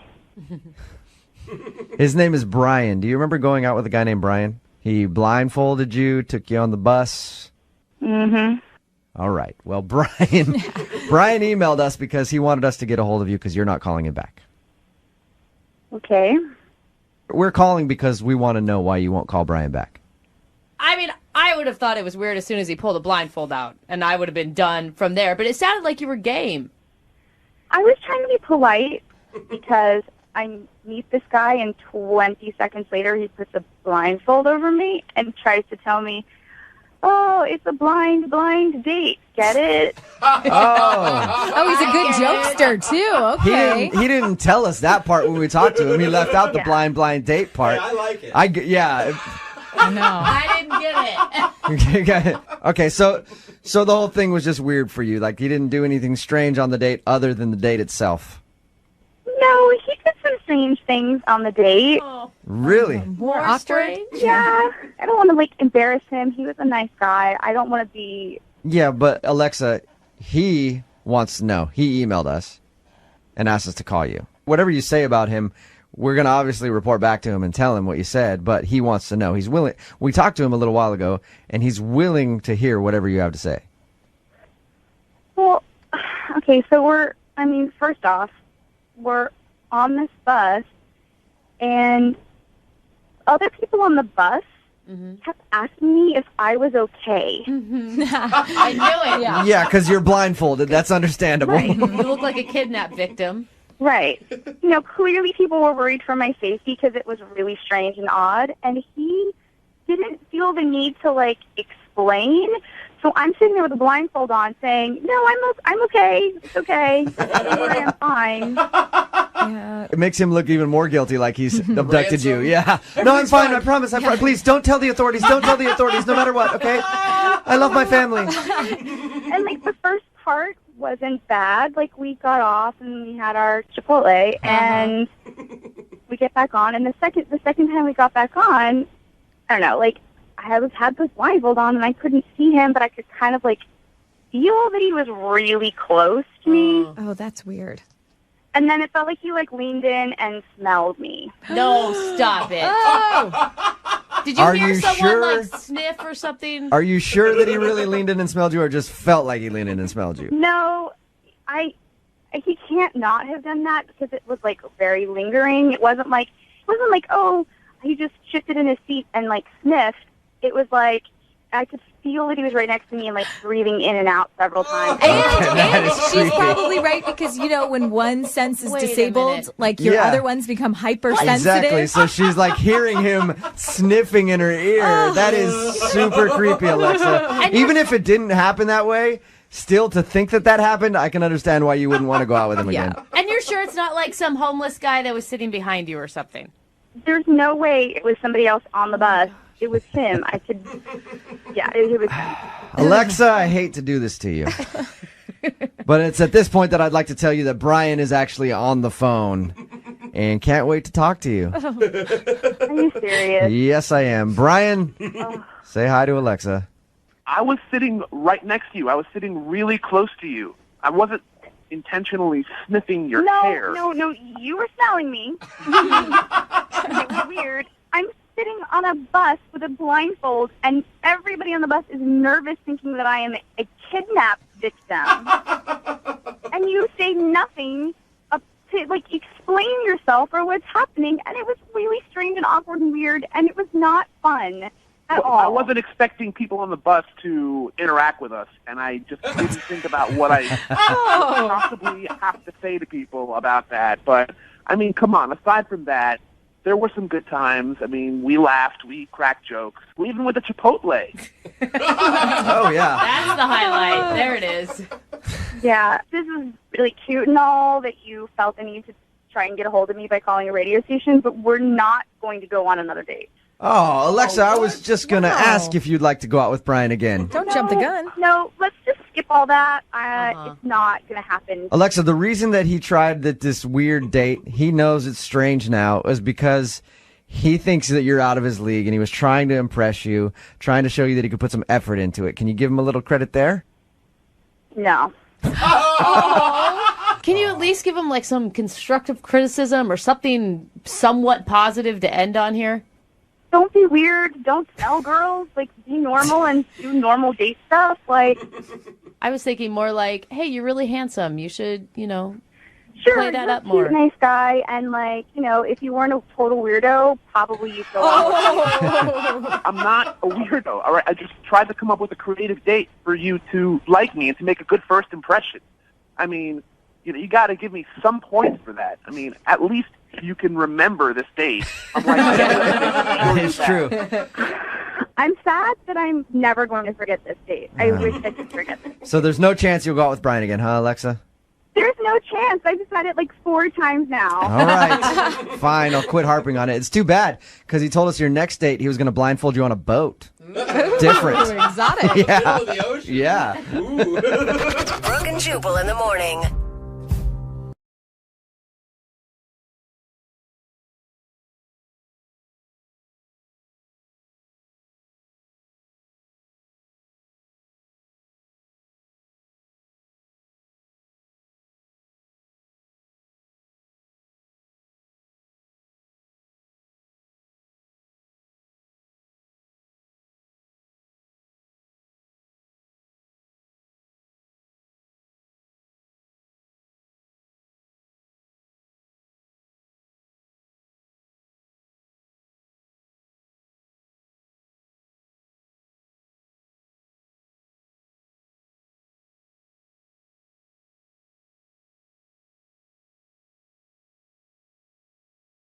Are you looking for the thrill of your life? With Zadart, Seattle's only exotic car rental company, you can book a Lamborghini, Ferrari, and more. Visit Zadart.com, ZADART.com to book your exotic car ride. Moving 92.5. Brooke and Jubal's second date update. Second date updates can be about a lot of things. They can be about a love that somebody feels like they have lost, that walked out of their life. They can be about righting a wrong on a date. Yeah. Just calling up to say, I'm sorry, that was bad. Yeah. And sometimes they can just be about getting your money back. Oh, whoa, we've never had a refund date before. That's why Evan is on the phone today to do a second date update. Evan wants his money back. What's up, Evan? Hey, guys. I'm all right, I'm just looking to get my cash back. Okay, wait, before we go any further, we're not talking about any illegal prostitution deal that went wrong, right? No prostitution. This is just food. I'm looking to get paid back for some grub I did not know I was spending money on. And you know how many dates I've been on, Evan, where I've spent a bunch of money on dinner? I'm like, man, I wish I could get my money back. So kudos to you for using our radio show to do that. Yeah, it's the only thing I could think of. Well, let's start by talking about the girl that you want to call today. What's her name? Her name is Chrissy. Chrissy, okay. And how did you meet Chrissy? I met Chrissy because she's a local at the bar I frequent, kind of like my watering hole, Okay, nice. So you've run into her before, or was that the first time you've met her is when you asked her out? We run into each other before. Okay. All right, and then how did you ask her out finally? Well, one day I came to go get a drink after work, and she just sat down next to me. And I'd always thought she was cute. Mm-hmm. And then before you know it, we're grabbing a drink and chatting. Okay. And where'd you guys go on your date? We went to this Greek restaurant. So how did dinner go? Well, I got to be honest with you guys. We were having a good time until we sat down for dinner. And I should note, she asked to meet me directly at the restaurant instead of picking her up, which was, seems a little more like the typical course of action. Sure. And we sit down at dinner, and she orders every appetizer on the menu. Wait. And 3 full entrees. Wait, hold on. How many appetizers are on the menu? Is there like 2 or? Like 6 types of hummus, chickpeas and grilled lamb, and I don't even know. What? Why? Why did she do that? That's what I was thinking. I was like, what the hell? So I ended up asking her, you are really hungry. What's with all the food? And she looks at me and says, well, my kids, first mention of ever hearing that she had kids, have never had Greek food. Oh, so she's ordering to bring food home to her children. Yeah, she wants it all boxed up so she can bring it home for them. And did she make you pay for this entire bill? Yeah, I was expecting her to at least kick in some money, and she handed me the whole check. So that's awesome. You bought her kids dinner, and you didn't even intend to. That's very nice of you.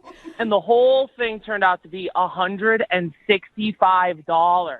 Wow, Okay. at a Greek restaurant? That's a lot. And I just had a salad. That's all I had. Did you say anything to her about it? I mean, I would hope if I were in that situation, I'd be like, hey, I'll pay for your dinner, but do you mind paying for your kids' dinner?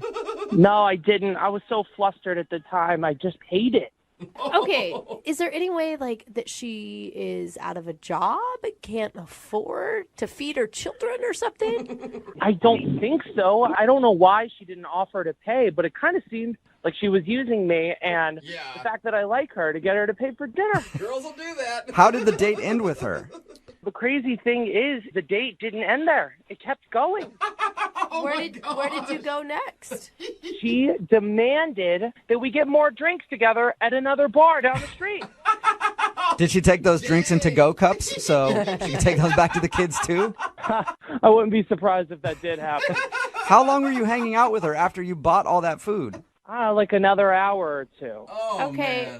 Are you just a man who can't say no? I was so confused inside, but I liked her, so I didn't know what to do. I got very nervous. So how did it all end then? What was the moment you guys said goodbye to each other? Well, we're paying for everything, and she starts talking about how all men are just children who are trying to find their mothers. I don't even know where this came from. Okay, wait. So the check comes, and that's what she brings up? I don't understand what you're saying. Yeah, she starts venting about how all men are just children looking for their mothers. Interesting. But why would they not know where their mothers are? I know where my mom is. All the men in my life know exactly where You're telling me.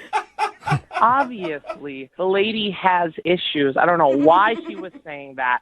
And then she gets a text from her babysitter. Okay. And the babysitter wants her to come home immediately because she's already an hour or 2 over, and she leaves me with the bill. So did she just cut like that? Like she just left right away? Boom, out of there. Oh, All right, so you don't necessarily want a second date. You just want to call her and go, you have to pay for the money that I spent on our date. Yeah, she stiffed me on 2 bills. All right, well, we'll play a song, come back, call her, and try to collect your money. Yeah, thank you. I need to be reimbursed with it. All right, this should be interesting. We'll do it right after this. Hang on. 92.5. Brooke and Jubal in the morning. Second date update. As somebody who's gotten a lot of calls from bill collectors in their time, I'm excited to be on the other end of the phone today. So that's pretty much what today's second date update is. We're trying to collect a debt. Evan is on the phone, and in case you missed the first part, he went out on a date with a girl named Chrissy. They went out to a Greek restaurant, and they sat down to order food. She ordered pretty much everything on the menu, and he asked her why, and she said she wanted the extra food to bring home to her kids. 1, she didn't tell him about the kids. 2, she made him pay for all that extra food, and now he wants to call her to tell her that she owes him money. Yeah. All right, Evan, are you about ready to make the phone call? I am. I forgot to ask Evan, how many kids does she have? Just 3 kids. Whoa, that's a big surprise. She's deep in children. 3 whole children. What if when we get her on the phone, we can come to some sort of a compromise, like she takes care of the tip? Would you be happy with that?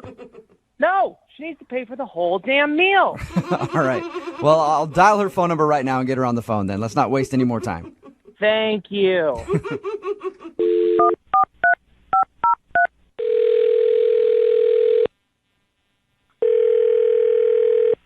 Hello? Hi, is Chrissy there? Yeah? Hi, Chrissy. This is Jubal from Brooke and Jubal in the Morning. What? This is Jubal from the radio show Brooke and Jubal in the Morning. And you're calling for me? Yeah, your name's Chrissy, right? Yeah, okay. Yeah, I think I'm calling for you. Did you recently go out on a date with a guy named Evan? Oh, I did. Yep. You okay? Did he die? No, he didn't. Are you hoping that he did? A death call? No, this is just like super weird. You're the Chrissy that I'm looking for. You definitely are. You went out on a date with a guy named Evan, and Evan is a listener to our show. Okay. All right. And after your date with Evan, he emailed us, and he wanted to see if we could get you on the phone to talk about something. Okay, why didn't Evan just call me? I'm not sure. Maybe he felt like this would be a conversation better for you and I to have. All right, that sounds pretty dumb, but whatever. Evan told us about your date. Yeah?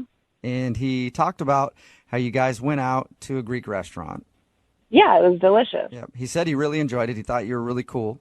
Cool. Okay, but he did say there was one problem. Apparently, you ordered a bunch of food. Yeah, what's the problem? Well, the problem is the food that you ordered, I guess, was to take home to your kids. Yeah, Paisley, Brian, and Jack. So what is the problem? He feels like you sort of wronged him in making him pay for the entire bill, basically buying food for your family. Are you kidding me right now? No. This is a joke, right? No, I'm not. Not at all. He emailed us. Are you serious? Yeah, and he said he wanted us to call you today to ask you to pay him back for the money that he spent on the extra food. What? Yep. Who wants to deprive children of food? What the hell is wrong with him? Yeah, but he feels like he was on a date with you, so he didn't have a problem buying your meal. It was just when you ordered. And it's myself and Paisley and Brian and Jack. Like, that's the deal. But you gotta understand, he didn't even know you had kids going into this date. Look, if someone's going to take me out, they have to accept me for who I am, and I am a mother, first and foremost. Right. So I don't really understand what the problem is, and I think he's got some balls asking for his money. So you honestly didn't offer to pay for any of the food that you brought home? No, I believe in chivalry. Like, open doors, pull out chairs, pay for the check. Yeah, but paying for your meal is one thing. Paying for extra food so you can bring it home to your kids is another, don't you think? Excuse me, am I on trial here? What the No, we're literally just calling so he can get his money back because he feels like you owe him money for that. Wow, that's pretty pathetic. Are you? No, is it like you're going through a hard time right now and you just need help? Hard time? No, I don't need help. What the No, I have a job. My kids have never had Greek food, so I thought it was a great opportunity to take them some. So really, I don't understand what your problem is. It's just an interesting situation. I've never heard of anybody ordering extra food for their kids and then making their date pay for it. Yeah. Well, then you've never been on a date with me, and that's probably very likely not going to happen. You sure? I was thinking about asking you out right now. The thing is, I'm a mother, so my kids are always going to get their meals when they need them. So if I'm going to go out with you, I need to make sure that they are fed. Does he have a problem with that? Of course they're going to come first. But he does have a problem with it. Yeah. Basic manners. Basic manners? Are you a f***ing woman hater? We're supposed to be on the same side. What are you talking about? But your reasoning doesn't even make sense because by the time you got home, which apparently you were 1 to 2 hours late for the babysitter, which is rude in and of itself, your kids were long past dinner time. Excuse me, how the hell do you know all of this? That's because we talked to him about your date and he told us all that information. Wow. Yeah. And he's actually on the other line and wants to talk to you. What? Yeah.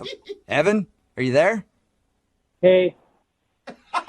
Wow. Hey, I'm that's here. all you have to say? Hey, I'm here. Chrissy, I'm pretty upset. I'm going to be honest with you. I really want You my know money what, back. Evan? Yeah. It takes a real scumbag to try and take food away from children and complain about what you paid for it. I didn't know I was paying for 4 people on a 2-person date, though. 5 people. That's really pathetic, Evan. What's pathetic is lying about your intentions on our date. My intentions were clear. I liked you, and I thought you liked me. So I just didn't know that I was paying so much money for a 2-person date, and I'd really appreciate it if you chipped in. I just think it's crazy to expect me to pay that much. I think it's crazy that you have to call up a radio station to fight your battles. That's pretty cowardly. What kind of man are you, Evan? Wow. I'm a real man. Oh my God. Way to state your case there, Evan. If you were a real man, you would have paid for both bills and then asked me out on another date. I didn't expect that those dinners would clear me out for the month. The month? Oh, God, Evan, are you poor? I'm not poor, but I'm not Warren Buffett either.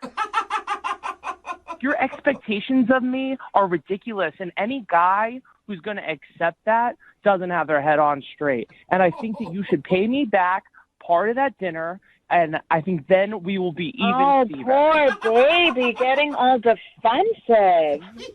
Defensive is one way to put it, but another way to put it is sticking up for myself. Well, Evan, you're not getting any money from me. Well, Chrissy, I would like to ask if you go on a second date with Evan. We will pay for it, so Evan doesn't even have to worry about it. Would you go out with Evan again? The only way I would ever go out with that again is if we agreed up front that he will take me and my children together so I don't have to deal with another radio embarrassment. At least she's upfront about the deal this time. Evan, will you take her and her whole family out for dinner again? Sure, I'll take her, her kids, the Queen of England. I'll take them all out. Everybody on my dime. That sounds like a really nice date. Yeah, it does. Yes, congratulations, you two. I guess you guys are going out again. Oh, wow. You're a great man, Evan. I'm being sarcastic. Oh, I thought you were really saying yes. I thought the Queen of England was going to come along and everything. That's sad. Brooke and Jubal in the morning.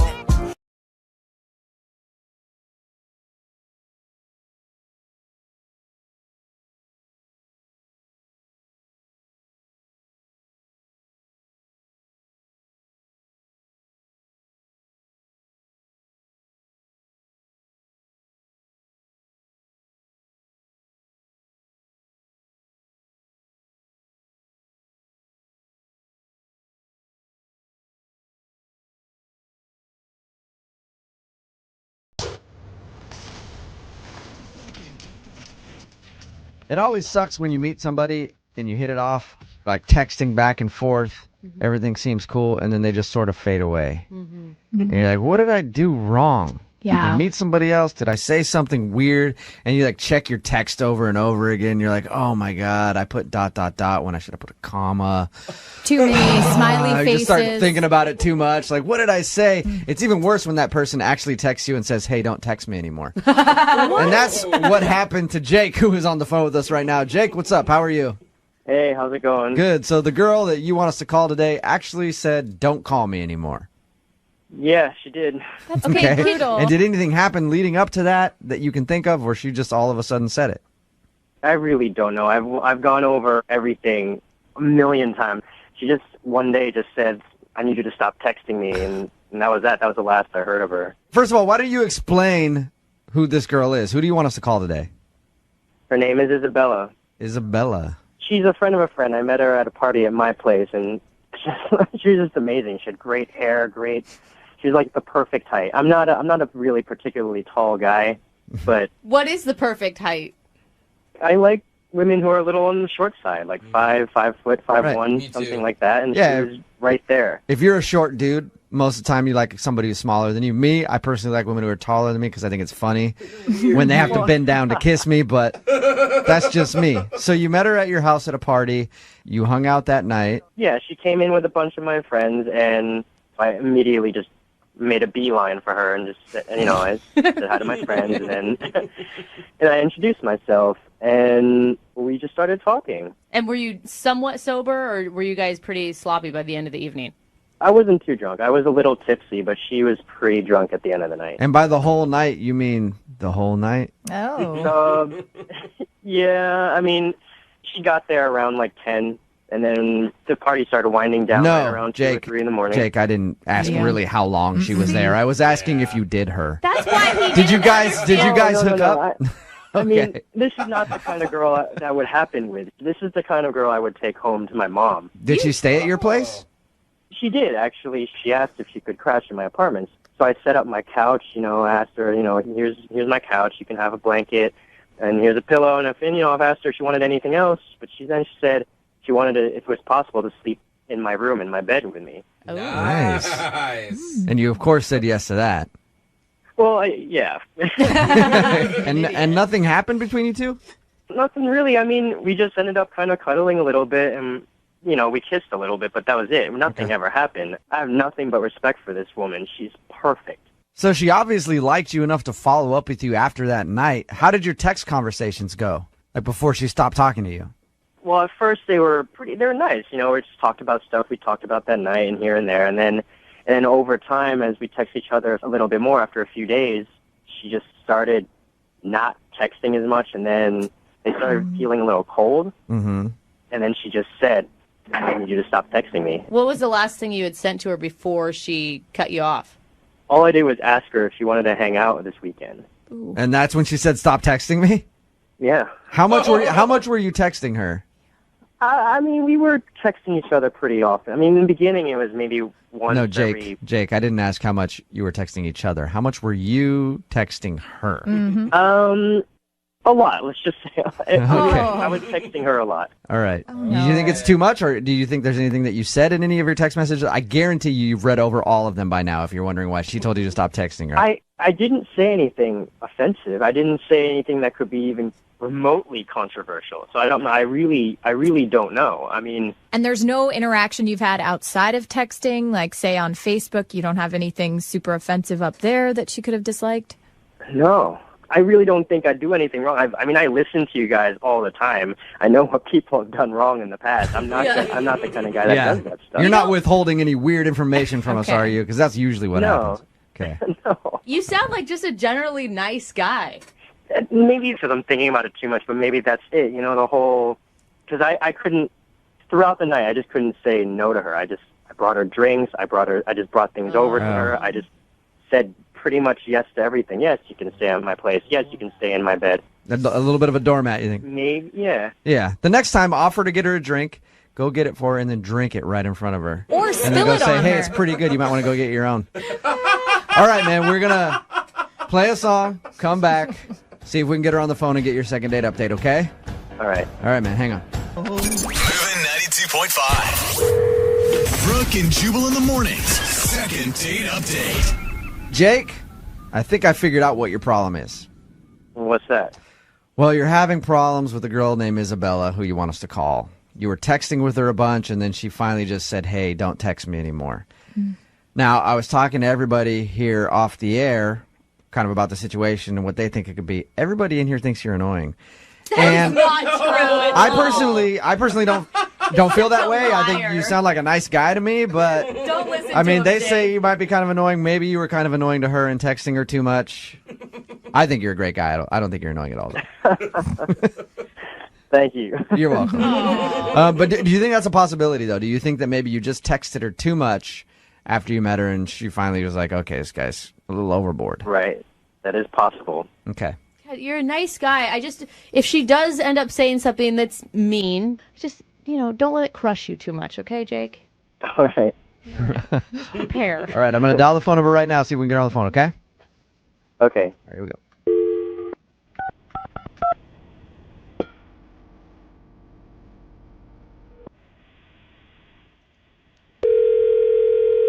Hello.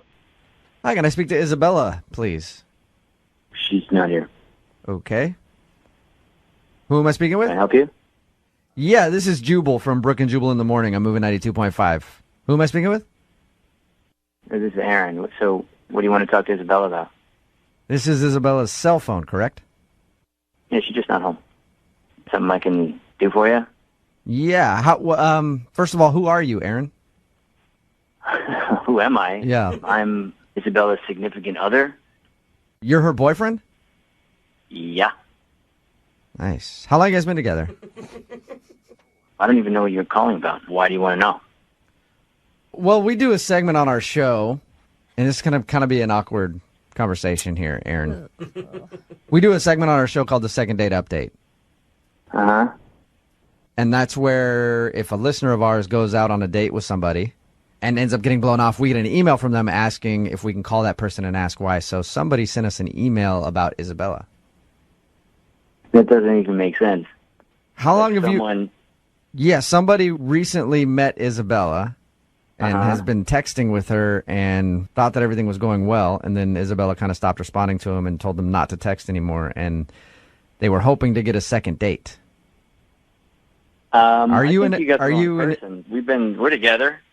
So there's no way she's going out on a date with someone else, Yeah, right. especially not recently. Hey, Aaron, I don't want to try to blow up her spot. Like, this might not be a bad thing. How long have you guys been together? Because it could be that she just recently met a guy or whatever. No, it's not even possible. We've been together for a long time, on and off. So maybe during one of those off periods, something could have happened. But even that seems unlikely. I know this is probably a hard phone call to take and to hear. Not hard to hear because it doesn't make sense. It's not even possible. Aaron, a guy emailed us, and he's been texting with Isabella. They met at a party a few weeks ago, hung out, had a good time. He thought that she was into him, and then she said, don't text me anymore, and stop texting him. That's why he wanted us to call. Right, but I'm on her phone now. I've checked her phone. There's no text messages from any guy. Okay, I can assure you of that. You check her phone all the time? Enough. We trust each other, whatever, I like trust. 2 weeks ago, were you guys together or on a break? Because you said you guys have breaks. Look, it's really none of your business at this point. It's not. You don't even want to know if maybe your girlfriend is cheating on you? Who the are you? I've already answered all of your dumb questions, so I think you need to off.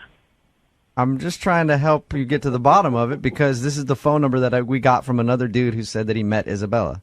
Look, if you have some guy that's calling you, then why don't you tell him he's mistaken and he's got the wrong person and she's got a boyfriend and to just, back off and stop harassing her. Okay. I'll do that for you. Hey, Jake, back off. Isabella has a boyfriend. His name is Aaron. This is so uncomfortable. Aaron, Jake, the guy who says he met Isabella, is actually on the phone with us right now. Jake, say hi to Aaron. Hey.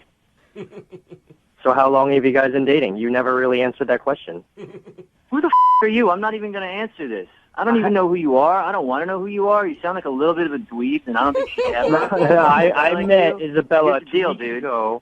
Here's the deal. We hung out for the whole night. She stayed in my bed. But it doesn't sound like you guys are really into each other. You won't even say how long you've been dating. All right, dude. Here's the deal. I don't know who the you are. I don't have a problem with you, but you keep pushing down this road, we're going to have a problem. You need to back off. I don't know what you got going on. You've made a mistake, all right? Jake, why don't we just ask Isabella who she wants to be? Why don't we ask Isabella? Yeah. Who she wants? Why don't we ask Isabella? Oh, God, this is so Aaron? uncomfortable. I mean, I know you have her phone right now, but how can we get a hold of her? I'm not going to give you any of your info. Where is she? She must be coming back soon. This is ridiculous. I am with Isabella. We are together. No, you can't talk to her. No, we're not going to go through. I'm not going to listen to this pseudo shrink try to tell me that my relationship isn't working out. All right? So maybe radio show. Maybe you guys weren't together 2 weeks ago. It was 2 weeks ago, Aaron. That's when Jake says he met Isabella and she spent the night at his house. In his bed. In his bed. They made out. I mean, I feel bad for... You don't feel that bad. Not really. That's Not that bad. And Jake, But Aaron, I mean, that 2 weeks ago, were you on a break 2 weeks ago? I'm not getting into this with you guys. Obviously, I'm going to talk to her and see what's going on here. I don't think they were on a break 2 weeks ago. Jake, why do you keep pushing this? I mean, why would you even want to see Isabella at this point, dude? Look, I understand people sometimes are in relationships just because they're convenient at the time. Maybe this is just because it's convenient. This is insane. This is not happening, dude. Find another girl, all right? I can't speak for her. No one speaks for Why don't you, anybody. when you move out of your parents' house, why don't you go find a girl, all right? Jake, you keep worrying about what she wants, but the last text message she sent you was not to talk to her again. So maybe she doesn't want to talk. Well, how do we know it's not him who just sent that? How do we know he's telling the truth? That's a good about all point. this? I feel bad for Aaron. Yeah, Aaron, did you send that text message to Jake telling him not to text her anymore? This is a total waste of my time. I don't know what you guys got going on, but you got the wrong guy on the wrong day. I'm out, and I'm done talking to you, and I'm done talking to that guy, and I do not listen to your radio show. Hey, so no, well, that's what I was going to ask you, if you would still tune in on occasion. Yeah. If you could check us out. Yeah, sure. Moving You know 9. what? Why don't you send your autographed picture to someone else, because I don't give a okay? We play all the hits. I mean, come on. Oh, God. Hello? Yeah, I don't think. No, he's gone. Yeah. Hey, Jake. Yep. What did you think of all that? It sounded like he's really up in her business the whole time. He's controlling what she says to people. It sounds like she's not in a very healthy relationship. Yeah, but I mean, it is her choice. She's in a horrible relationship. Yeah, but it doesn't. I mean, you're walking into a freaking pile of tornado craziness. That didn't even make sense, but you know what I'm saying. Stay away from the situation. Well, maybe that's why I should talk to her. Maybe she needs help. I mean, she sounds like she's trapped with this crazy guy. Yes. It sounds like trash. She probably doesn't have a job. Yeah. But he's controlling her. Yeah, I mean, so you feel like you want to rescue her from No, this. Jake. Yeah. I want to help her. She sounds like she needs help. All right, well, good luck in your quest, Jake. God. And as I always do at the end of second date updates, I have to ask, I would love to send you out on a date by yourself, because Isabella has a boyfriend and currently won't do that with you. Maybe I can send you to like a kickboxing class so you learn how to defend yourself when this guy kicks your ass. Brooke and Jubal in the morning.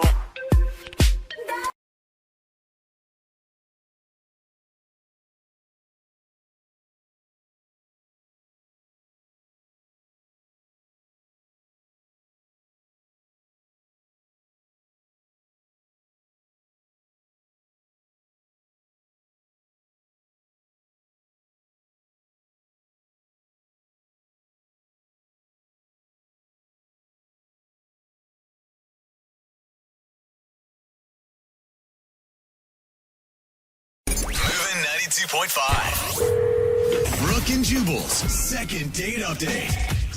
The guy on the phone for today's second date update thinks his date was a horrible disaster, but it wasn't his fault. Okay. Sure. So this is his opportunity to blame everybody else. His name is Vince. What's up, Vince? How are you?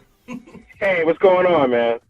What's up, man? We'll get to how horrible your date was in just a second. First, though, tell us the girl you want to call today. What's her name? Her name is Tammy. Tammy. All right. And how did you meet Tammy? We met on a dating site, and we talked for a few weeks, and we were able to go out on our first date. And was this like every other date that you'd been on from a dating site, or were you anticipating something more special? Well, I just broke up a while ago. I was in a long-term relationship, and I haven't really been out there dating that much. So Right. she was like the second person that I was able to kind of connect with. Oh, Okay. so this is pretty new to you, this world of online dating. Absolutely. I haven't been out dating for a while. All right. And it was a disaster. But you say, well, you said in your email it was a disaster, but not your fault. So let's go and find out how everybody else screwed up your date. What happened? Well, basically, you know, like I said, I haven't been dating for a while. My idea was to do a dinner and a show. Simple. Then I looked up like dinner and a show options, and that seemed a little expensive. You know, I'm not cheap, but it just seemed a little expensive. So I talked to a buddy of mine, and he gave me the idea of maybe doing hibachi. Oh, I love Okay. those places. Yeah, those places are fun. Yeah, and it's such a good date because it gives you something else to talk about instead of just having to stare at each other over food. Absolutely. So what's going on is you have the dinner and the show all combined. Oh, yeah, because they have those cooks that like flip things around, and everybody goes, "Oh my god, that was the most amazing thing ever!" Is that a volcano? Yeah, or not wow, yet? cool. Is that a volcano? And Dude, you I guys- love it when I say that every time. Yeah. I'm taking pictures of everything. You get to bond over that kind of stuff, right?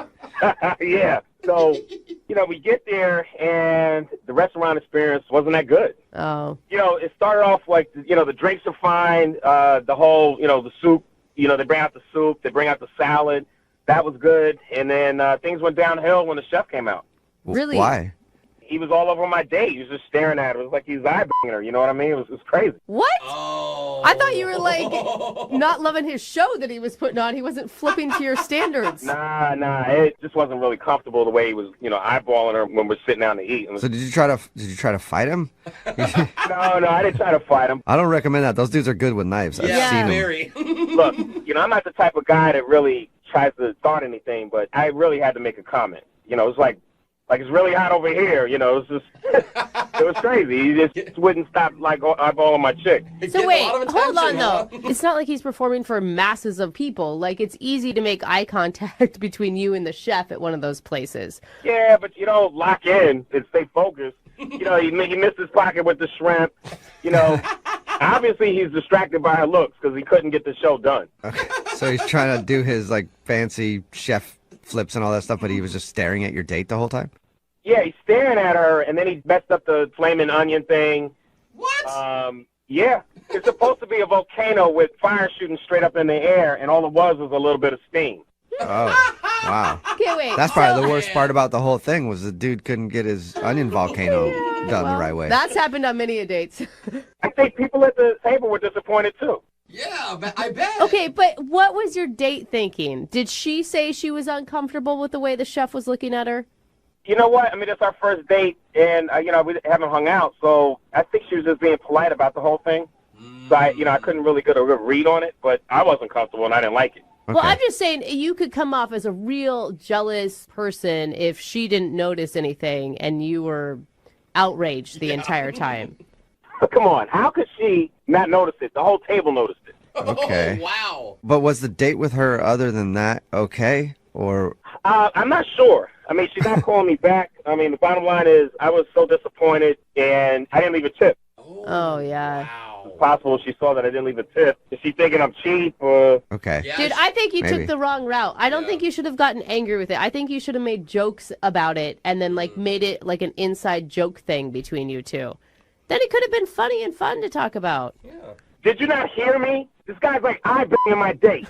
All right. It's kind of funny. I don't know. If you got that upset, that loud at the table, I guarantee that's probably why she's not calling you back too. Yeah. So you think that is because she saw you not leave a tip and maybe thinks you're cheap?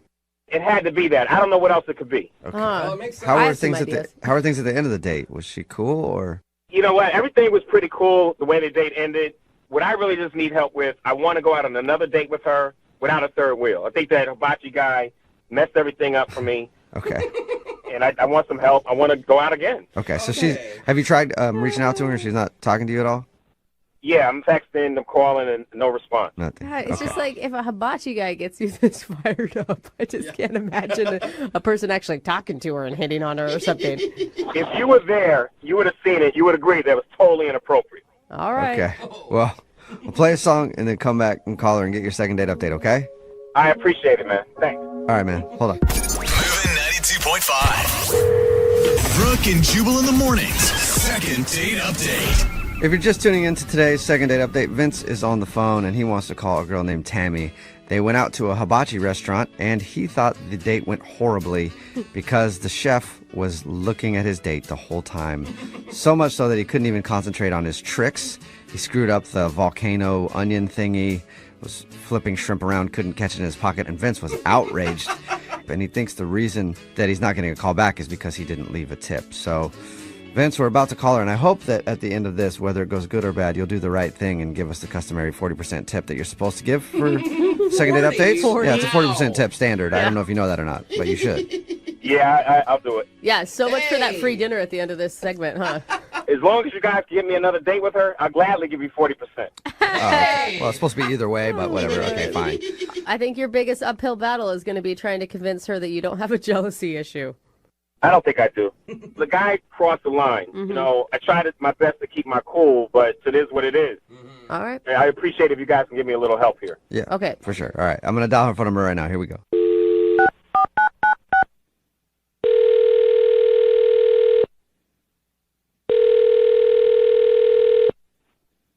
Hello, Hi, may I speak to Tammy, please? this is she. Can I help you? Yeah, I think so. This is Jubal from Brooke and Jubal in the morning. Oh, the radio Oh. station. Well, that's some Yeah. disappointment in that voice. I know. You didn't sound too excited about that. I'm excited, but I'm surprised. What's up? Calling you today because somebody emailed us about you. Oh, good or bad? You sounded more excited about that than actually talking to us, so at least you're interested in that. Well, good and bad, I guess. Oh, that could be a number of people. Can you fill in the blanks for me? Yeah, for sure. Have you heard a second date update before? Certainly. I listen to this station. Okay. Well. Uh-oh. Yeah. Yeah.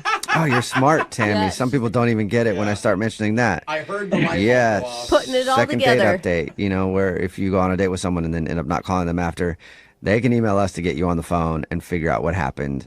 I have never been on this end. I've listened, but it's a little uncomfortable on this end. Well, hopefully it gets more uncomfortable. Vince is the dude that emailed us. Oh, no. Yep. Yeah. What do you mean? It's okay. He's not totally clueless. Like, he knows that your guys' date didn't go super awesome either. He's clueless on some other things, so I'm surprised, but go ahead. What else is he clueless about? Can you just tell him that you tried calling me and the number was out of service? That bad, huh? I mean, can you just tell us what happened and why you don't want to call him back and we can pass it along?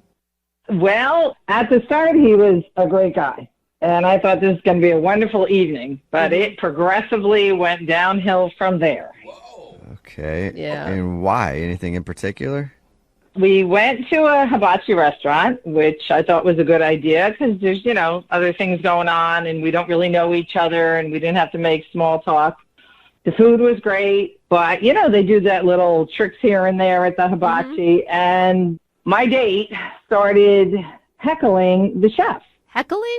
Heckling, it would be the best word. Like, don't drop that, man. Don't drop it. Not in a nice way, like, oh, I hope he doesn't drop it. Flipping shrimp up in the air, lighting things on fire. He just had a rude comment to make every time the chef did something. Okay. And the comments felt aggressive? Aggressive, rude, childish. All day. Like I mean, a legit heckler. Wow, fun. we talked to him and he told us that he thought the guy was doing a terrible job. He didn't tell us that he was actually saying things to him, though, about it. At one point, you're not going to believe this, he actually took a shrimp, tossed it in the air, caught it in his mouth, and he stood up, yelled at the guy, pointed at him, and said, I should work here. Oh, Wow. That guy. I don't think anybody would go if he was working there. Wow. Okay, so he was just mean to the dude and then was like, I can do your job better than you idiot. Jeez, what a jerk. And then he doesn't even leave a tip. I mean, at some point, he should have realized he's being rude and embarrassing me and should have at least made up for it. But no, he just made it worse. Yeah. Okay. He thought the tip thing was the issue. Apparently, it was also heckling Right. Which is the huge. hibachi chef.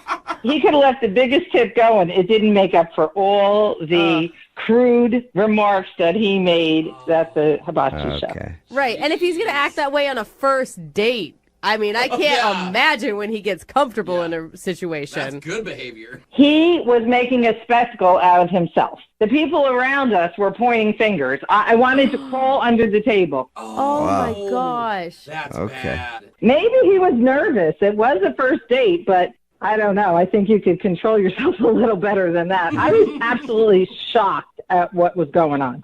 Tammy, you might be shocked again, and you've heard second date updates before, so you probably forgot or don't remember that Vince is actually on the other line. Oh, no. Yeah. Yeah. Vince is on the other line listening and wants to talk to you.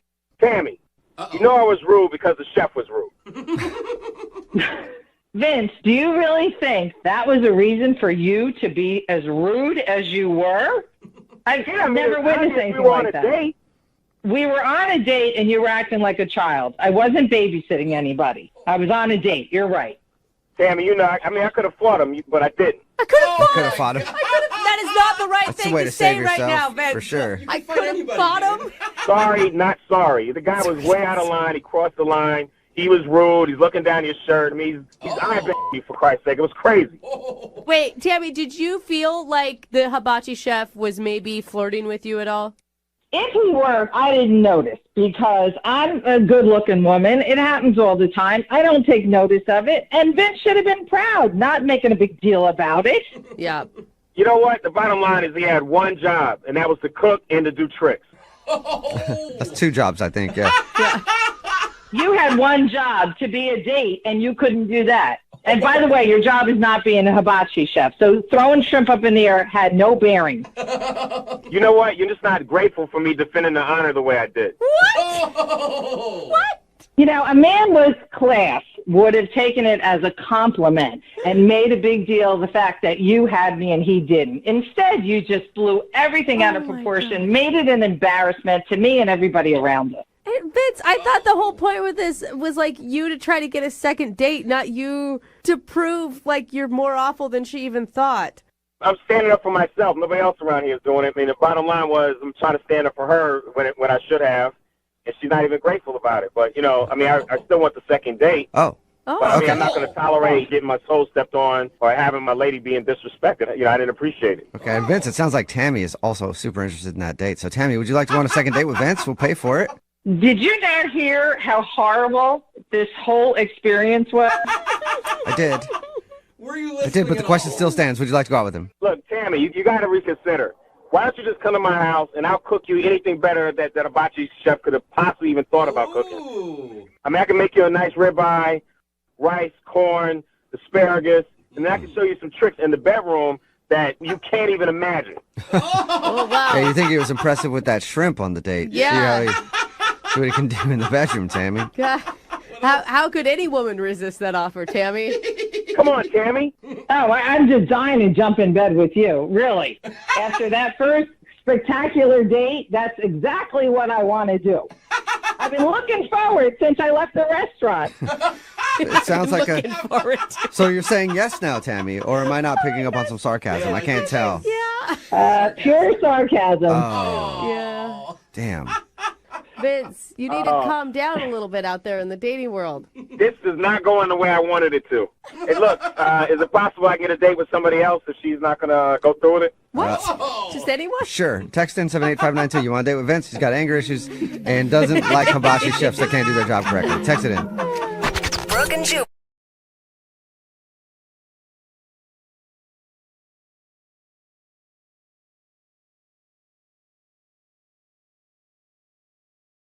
Wouldn't it be cool if on first dates, instead of picking where to go, you could choose when? What? Like if you could take your date back to 16th century France. Oh, you mean not like Friday at 6? You're talking about actual time travel. Yeah.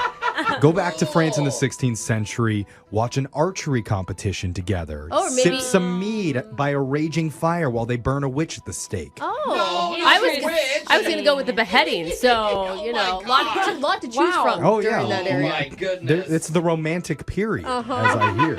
And one of our listeners says they kind of took a trip back into time for their first date. I'm curious what that means, but let's talk to Samantha. Samantha, welcome to the show. Hey, how are you guys? Ooh, I can't wait to hear what time period you went back to. Yeah. But first, tell us about the guy that you time traveled with. What's his name? His name is Eric. Okay. You're laughing. Eric the Great? Yes. Or...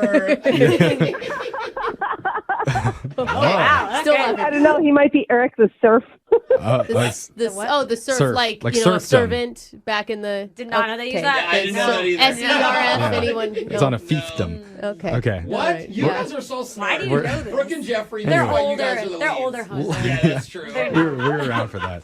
Let's tell us more about Eric. Where did you meet? We met actually on a dating app. Okay. Okay. Not so old. Yeah, so that is current. That's modern. Yeah. Yeah, it's totally modern, and he had a lot of photos on his app. And guys, I'm going to tell you, you got to put a lot of photos because Eric had just the nicest smile and the kindest eyes, and I was just Oh, like his profile. Yeah. Yeah, why she was attracted to him. That's sweet. How did it turn out in real life? Did Okay, so it took us a few weeks to kind of connect because we're both really busy. Okay. So we kind of got to know each other online. But here's our date. We went to a Beatles tribute band concert. Now, is this like late 60s Beatles or are we talking 50s, you know? Like... Yeah. These guys were amazing. They did the whole thing. They started out as like the early Beatles, like Ed Sullivan Show kind of thing, and they kind of went through, and then they got their Sgt. Pepper outfits on. It was awesome. Oh, Yellow Submarine? George Harrison just suddenly disappeared off the stage at one point. Oh, that's sad. Well, I mean, how realistic did they get? Oh, come on. They just start doing, more and more drugs as the show goes on. Is what happens. At the beginning of the concert, they were sober. I mean, that sounds like it was pretty fun. Did you and Eric have a good time with that? I thought we did. I mean, he was into it, and we were having a great time. I mean, there were a mix of people there, I do have to say. I mean, there were a lot of seniors going, when I actually went to a Beatles concert, I'm like, I'm not. I wasn't even born at that point, but I would imagine the entire crowd was pretty silver-haired. Yeah. Like that's not something you're going to with young people. Or a confused Gen Zer who's like, dude, this new band, the Beatles, they sound awesome. I've done that before at a place. I got an autograph from like a tribute band. Oh my God. You guys are gonna make it. Yeah. Okay, so did the tribute band get the romantic feelings going? Well, I don't know about romantic feelings, but we had a really great time. I mean, we were jumping around and screaming and everything, Okay, so you had fun. Concert, nice. It was lit. Yeah, but that's a great way to spend a first date. Yeah. Of course. It's a good vibe. At least you're having a good time. Okay. Positive. Yeah. Well, here's the thing, though. We were really close to the stage, which was awesome. But at one point, one of the guys in the band actually brought me up on stage during Twist and Shout and, had me dance with them on the stage. And I don't know if that made Eric jealous. Because you twerk and shouted, didn't you? It wasn't twerk and shout, no. Okay. That would be weird to make somebody jealous. I feel like if anything, that'd be a red flag for you against him, not the other way around. I can see a guy getting jealous. Like, that's my girl. I'm trying to impress her. It's part of the performance. Yeah, but a tribute band guy, he's going to ask her to come backstage and all that crap. Well, at least she's wanted. Yeah. I think the members of this band have to be like in AARP as well. Which is even more reason for him to be like, finally, come back to my green room, lady. Did they hit on you? Did you feel like there was ulterior motives there? No, I didn't feel anything like that, but that's the only thing I can think of that might have done something that he wouldn't contact me. But, I mean, he drove me home, and we hugged before he left, and I said, hey, let's do lunch sometime, and he said, sure. Oh. And ever since then, I've been, texting him and trying to nail down a time, and he's being really vague, and I just don't know why. Maybe he met a silver-haired fox while you were on stage. Sugar mama. Maybe. So the only thing that you can think went wrong is when you got pulled up on stage as part of the tribute band's performance. There was no other weird moments? I don't know if that's something that went wrong, but that's the only thing I can think of that would be different from us just going and having a good time. Let's help you figure this out. We're going to play a song. We'll come back. We'll call Eric for you, and we'll try and get you your second date, okay? Thank you. Awesome. If you're hearing this music wondering what's going on, don't worry. You're not listening to the wrong radio station. Oh, well, you might be. Yeah. But stay here anyway, please. Stay But here. if you're thinking it's supposed to be entertaining. But the reason I'm playing Beatles music right now is because that's where one of our listeners' dates happened. It was at a concert for a Beatles tribute band. And Samantha, doesn't hearing this bring you back to a week ago when times were much happier? You're doing the hand jive together with Eric? It does. We had an awesome time, and I just thought it was completely romantic, the whole thing, but maybe he didn't. Yeah, well, he's not calling you back, so I think you may be right. You could a bad sign. Twist and shouted too loud. Yeah. I never asked, was the Beatles thing your idea or his idea?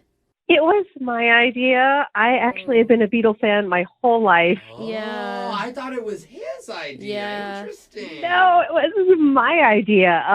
Here's the funny thing, though. I actually learned to read by following along with the lyrics on the back of Beatles albums. So that's cool. Whoa, they didn't just teach you in school? I think the question is, are you sure you're under the age of 55? Yeah. I am. I promise you that I am. It's just my parents were really into them, and that's like all I heard. Yeah, right. That's how I heard him, yeah. So, I mean, by the time I was 3, I knew all the songs and all that stuff. So Okay. I hope you didn't fanboy too hard. Yeah. Fangirl, I mean. While you That's were out possible. You did mention you thought the one maybe weird part of it was when they brought you up on stage during part of the performance, and you were worried maybe Eric got jealous of that. yeah, and I was having a fabulous time with the band members, doing twist and shout dance and all that, and he smiled and he seemed to be having a good time, but I don't know, maybe he was jealous of that. Yeah, and come on, obviously you're going to be the one they pull up on stage. All the other ladies would not be able to take those stairs with their hips. Yeah, exactly. All right, well, Let's do this. We're going to dial Eric's phone number right now. We're going to try and get you your second date. You ready? Yes, Okay, please. here we go.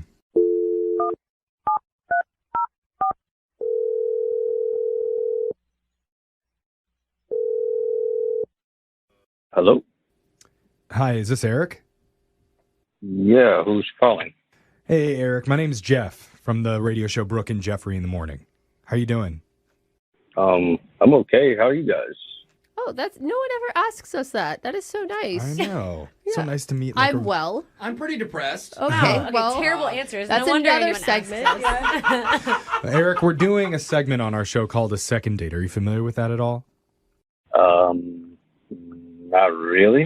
A second date? That's right. So the way it works is if you go out with someone and afterwards, if that person isn't calling you back, you can email our show to reach out to them for you to help you figure out the reason why. It's a little odd. Like, we use a radio show to do a date follow-up? Is that what you're saying? Well, it's sort of a last resort. It's because this person feels like they're having a hard time getting in touch with you. And her name's Samantha. Oh. No, I mean, she was sweet. I mean, we had a cool time. Cool time. Ooh, you don't sound stoked about it at all. No. I mean, we're hoping that maybe you'd be willing to tell us a little bit about what happened at the concert or why you're not wanting to see Samantha again. Yeah, because she told us about the Beatles cover band or whatever that you guys went and saw. To be honest, I mean, I enjoyed her company and whatnot, but it was kind of a little bit out of my wheelhouse, music-wise. You're not a big Beatles fan, huh? No, I mean, I know some of their songs. I mean, it's the Beatles. Who doesn't? But it's like she knew like every lyric to every song, and I kind of felt bad because I'm like, okay, I don't recognize this one. Is the real problem just like you didn't have time to talk to her because she was singing the whole time? Is that what you're saying? You didn't get a chance to get to know her? Right, like she was kind of more into the concert. I kind of felt like a not necessarily a date, and more like just a tag along. Okay, well then, if that's how you feel, that's okay. But why not for your next date, get a chance to know her and do something new? That's the issue, because she texted me and said, hey, I had a good time. And of course I replied, hey, and she's like, oh, we should do this again. And she gives me a list of like all these cover band dates she wants to do. And it's like Beach Boys and Simon and Garfunkel and Fleetwood Mac. It's like, What? A Harmon and Garfunkel? Simon and Are Garfunkel. you being serious? I don't know what you're saying. Cecilia, Bridge Over Troubled Water. Any of it. You're just saying words. Okay, so she's already planning out your future dates, and they're all old cover bands? Exactly. Oh my gosh, she's like an old lady trapped in a young person's body. Give her a break. I mean, obviously, she just thought you had a good time. So, some people aren't very creative with date ideas. So she's probably just sticking to the same thing that she thought you enjoyed too. That's actually a good point, Brooke. Yeah, but like the cool thing about dates is varying. Like if you go do something your boyfriend or girlfriend wants to do or your partner wants to do, then the next go around it should be something that you want to do. Okay, so why don't you give her a suggestion and ask her out then? In fact, you can give her a suggestion right now because she's on the other line listening and wants to talk to you, Eric. Oh, wait, what? Hey, how long have you been on the phone? The whole time. Oh man. Yeah, she's pretty much been there since we started this phone call. Yeah. Hi, sorry. Wow. You didn't say anything bad about her. I mean, we've heard a lot worse things. No. I thought you had a really good time at the concert, so I was suggesting other things that were similar, thinking that you would enjoy it. But if you want to do something else, like go to dinner or something, I'm down for that. I guess I didn't want to hurt your feelings by saying I wasn't really into the old school band thing, so I kind of just didn't, I didn't know how to approach that, and didn't want to upset you. You seem like you're into it, and if you're not into it, you could probably become more into it the more you come to see him with me. I mean... Huh, that's weird. So it's like if someone's like, oh, I don't like sushi, you're like, oh, why don't you eat as much sushi as you can? And that way you'll like it. If you do something enough, then you'll learn to love it. Force it. Yeah. Force it.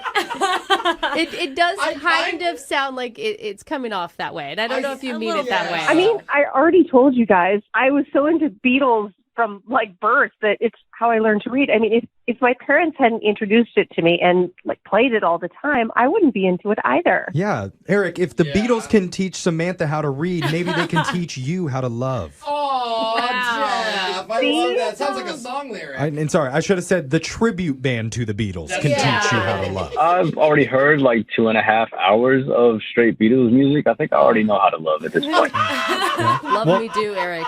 That's why you need to move on to the Beach Boys so you can learn how to surf now. Yeah, soak up those rays. I mean, Brian Wilson was a musical genius. Absolutely. Who? Oh, Brian Wilson. Brian Wilson was a musical genius. Samantha, I think that it's great that you have that interest, but why does the person you date also have to have the same interest? I mean, he doesn't have to, but this is classic stuff. I mean, he just has to experience it with me, and he'll know that this is just amazing stuff. It sounds like he has and he'll love it. Yeah. What it sounds like is you want to change him. Yeah. That usually doesn't work It out. doesn't, but I like think to so. watch it happen. Brooke, isn't there like a really old movie or an old TV show that you loved growing up and then you showed it to your significant other hoping that they would love it too? I don't know. My husband loves Jason Mraz like a lot. It just. Oh, and it's a no. I'm still not on board. I can appreciate that he loves that and he connects to that music, but it's just not my jam. You've been to how many concerts? Like 7. See? Like a lot. Wow, he likes Oh, it God. that much? I've met the man twice. Like Jeez. it's like, yeah, honey, that can be your thing. Jason Mraz is like, oh, this lady again. But I've never once on my own put Jason Mraz God. on my Spotify. But you developed an appreciation for it. You just said. It's more of a tolerance, I would call it, than an appreciation. Well, what about that, Eric? How about we build up a tolerance to this? And we would love to send you out on a second date to help you build up that tolerance, and we'll pay for it. 2.5 hours again of that? That was already tough enough making it through the first go-around. But Eric, that's just one. It's going to be many, many more after that. You're not helping. You're going to learn how to tolerate her and all of her musical interests. Oh, great. Does that sound good? It sounds painful, actually. Yeah, exactly. Jeffrey, you're doing a terrible job of selling this. Every time you guys go to an old school concert, he can take you to a new school that one of his artists that he likes. I would be okay with that. Hey, Oh, look at that, compromise. There you go. Do you have any artists you like? I mean, yeah, I love Bruno Mars and Silk Okay. Sonic, like what those guys are doing. I think that's great. And it's got a little bit of old school to it. See, yeah, Bruno's got a little funk to him. Samantha, how do you feel about Bruno? I actually don't know much about Bruno Mars, but I'm willing to listen. She doesn't know? Okay, well, maybe if you guys stay together and you guys listen long enough, wow. you can go to the Bruno Mars tribute band together. And we'll pay for that. That's a sweet 20-year anniversary. Yeah. So what do you say, guys? Come on, give it one more shot, and we're going to pay for that date. Eric, what do you think? Yeah, sure. I mean, I'll give it a try. Why not? Okay. I don't know. You sound like he's saying sure. He's never Just going to go answer with the no. victory, See, man. the road to tolerance starts with one yes. We got a yes. Congratulations, Samantha. You got another date. I'm looking forward to it, and maybe we'll do dinner this time so we can talk about. I've never heard dinner. Is that like a 70s band? They sound very No, nice. it's diner. Oh, Yeah. sorry. I always get those confused.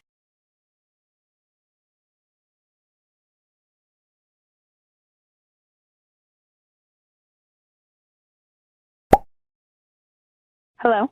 Hi, is this Mary? Yes. Hey, what's up, Mary? How are you? This is Jubal from Brooke and Jubal in the Morning. I'm okay. Are you familiar with the show at all? Yeah, is it like a radio show or something? Yeah, it is. Yeah. So have you ever listened to us or no? No. Okay. So that was you a quick maybe have answer. just heard of us. Yeah. Mary, I'm calling you today because we actually got an email about you from somebody who does listen to the show. His name is Jonas. Oh, Jonas. Yeah. And you guys went to a farmer's market a little while ago and you made him dinner, even though that wasn't necessarily probably in your plans? Yeah. But why did he contact you? I'm pretty confused here. Well, because we do a segment on our show. It's called The Second Date. So Jonas is confused because he thought you guys had a great time, but now it's pretty obvious that you're blowing him off. Is he right about that? Yeah. He thought that maybe you were put off because you ended up having to cook for him. Yeah, that was a little annoying, but like, how much did he tell you? That's definitely not the worst of it. He said your eggplant parmesan was amazing. We heard. Said you're a great cook. Yeah, that's nice, but like, did he tell you about his pets? His what? His pets? No mention of any pets. You allergic to cats or something? Listen, if it was cats, he would have heard back from me. Snakes? Oh, is he a snake dude? Listen, the guy feeds wild raccoons in his neighborhood. What? Wait, those aren't pets. Those are wild animals. Yeah. Yeah, see, I'm on that same page, but I don't think he is. Well, explain a little more. Okay, I walk in, and the first thing I see is this wall of photos of raccoons. Like Weird. artistic photos of raccoons or like somebody's... Yeah, a few of them were like really well done. So I was like, oh, maybe he likes photography. He went to the zoo or something. I don't know. Right. I would have left right there because raccoons scare me no matter what. Even in picture form, I would have run out screaming. No, I mean, I think they're totally interesting animals, but they're wild animals, Yes. you know? And then I like mentioned like, oh, that's a really cool photo. I like that. And he starts talking about these raccoons, and I'm pretty sure that he's like, you know, on a Friday popping his beer after work, like sitting on the porch with the raccoons. Why do you think that? Just, I mean, like, obviously he has a love for him, but why would you think that they're his pets? Did he tell you that? Well, let me paint you a picture of the backyard. Uh-oh. There's a hole in the fence so that they can have easy access. Oh. There are cat toys in the yard, and no, he does not have cats. There's also cat food on the porch and a little kiddie pool for them to swim in. Oh, my. Wow. So this dude actually invites raccoons into his life. It's a raccoon resort. Yeah. Yeah, straight up. I mean, super weird. I get it. But the picture of little raccoons swimming in a kiddie pool is kind of adorable. I know that they probably have rabies or something, but... They have cute little hands. Yeah, right, that's the thing. It's cute from a distance, but, like, I don't want to wake up someday and have a raccoon on my chest. Like, Yeah, I can understand that. Raccoons are I don't want to scary. take the raccoons, exactly. If he loves animals so much, why doesn't he get, like, a conventional pet? You know what? We didn't go that deep into it because I was feeling kind of weird, changed the subject. You know, I just was trying to steer the ship in another direction. Just away from raccoons. Yeah, away from raccoons. Okay. Well, even though it sounds like you're really tired of talking about raccoons, we have to talk a little bit more about them because Jonas is actually on the other line and wants to talk to you about the date and probably more about raccoons, too. Seriously? Wait, who?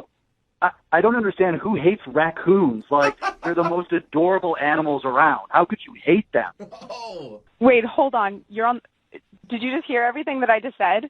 Yeah, and I don't understand because you didn't express any sort of hatred for raccoons when we were hanging out. And you actually said, oh, that's really cute when you saw the kiddie pool. So, oh my God, I mean, do you not it think is that a really raccoon cute. is an adorable animal? They are adorable animals, but they're also wild animals. And you're acting like they're your pets. They carry diseases. They are my pets. They are my pets. Yeah, I don't bring them into the house. They don't sleep in my bed, but like, Yet. I take care of them. Yeah. Do you give them like shots and like take them to the vet and like monitor where No, I they don't go? give them- No, I understand they're wild animals, but they sort of flock to me. It's a family. I take care of the little bandits. Like they're all good. The little bandits. Oh, man. You just completely contradicted yourself. You said that they are your pets and that they're wild animals. They can't be both. That's the reality, my friend. Like, seriously. They are, yeah, I have a hole in my fence. They come through that hole. I feed them. They're a loving family, and I see the new ones every year. So it's like, that's what it is, and I'm happy to do it for them. And they're intensely loyal as well. Like, they are always coming back to my place. That's They're because you feed them. Yeah, Jonas, that's all about the food, man. No, That's not about... They recognize me. Like, they can see my face, and they do have facial recognition. Like, Oh. they're not idiot animals. Like, they know what they're doing. Yeah, they know who they want to murder. They're not murderers. They're peaceful animals. I've been around my little bandits for a number of years now, and there has only been one time in which I've gotten bitten by one of them. That's enough, Jonas. Please tell me you've been to the doctor. Oh no, my God, I was, Jonas, but you that crazy? wasn't even. It wasn't their. It was not their fault. I was holding out an old egg, but I wasn't holding it properly, and so when they went to take it out of my hand, they bit part of my finger. Yeah, I went to the doctor. I was fine. They don't have rabies. They're not just like foaming at the mouth and crawling around my house. I think that everybody can agree that people who love animals are typically great people. However, I do think that maybe your obsession with raccoons could be hurting your dating life. I would call it a love, not an obsession, first off. And Well, it's just like, I've wait. never had an issue before with anyone disliking an animal. And that's basically what this boils down to. Listen, Jonas, I don't know how deep this goes. I feel like if I go in your closet, am I going to see a raccoon costume, where you go outside and like hang out with them for the day? I don't know. No, I do not have a raccoon costume, but if I did at one point have one and have since gotten rid of it, I would know that the raccoons feel comfort when they see another raccoon, and it's a sense of community. Even So a it's giant not, one. I'm not doing anything strange. You know what, Jonas? I feel comfort when I'm around humans that dress like humans and not animals. So I have nothing wrong with you having your friends, but I don't think it's going to sync with me and my friends. Are you sure, Mary? Would you like to go out on a second date with Jonas? We will pay for it. Just him. We can't pay for his whole raccoon family. That'd be an expensive bill. But Poor Jonas. we will pay for you to go out with Jonas again if you go on a second date. I don't know why you're even asking me this question. No, I can't. I'm sorry. I don't think there's enough room for me and all of Jonah's little bandits in the relationship.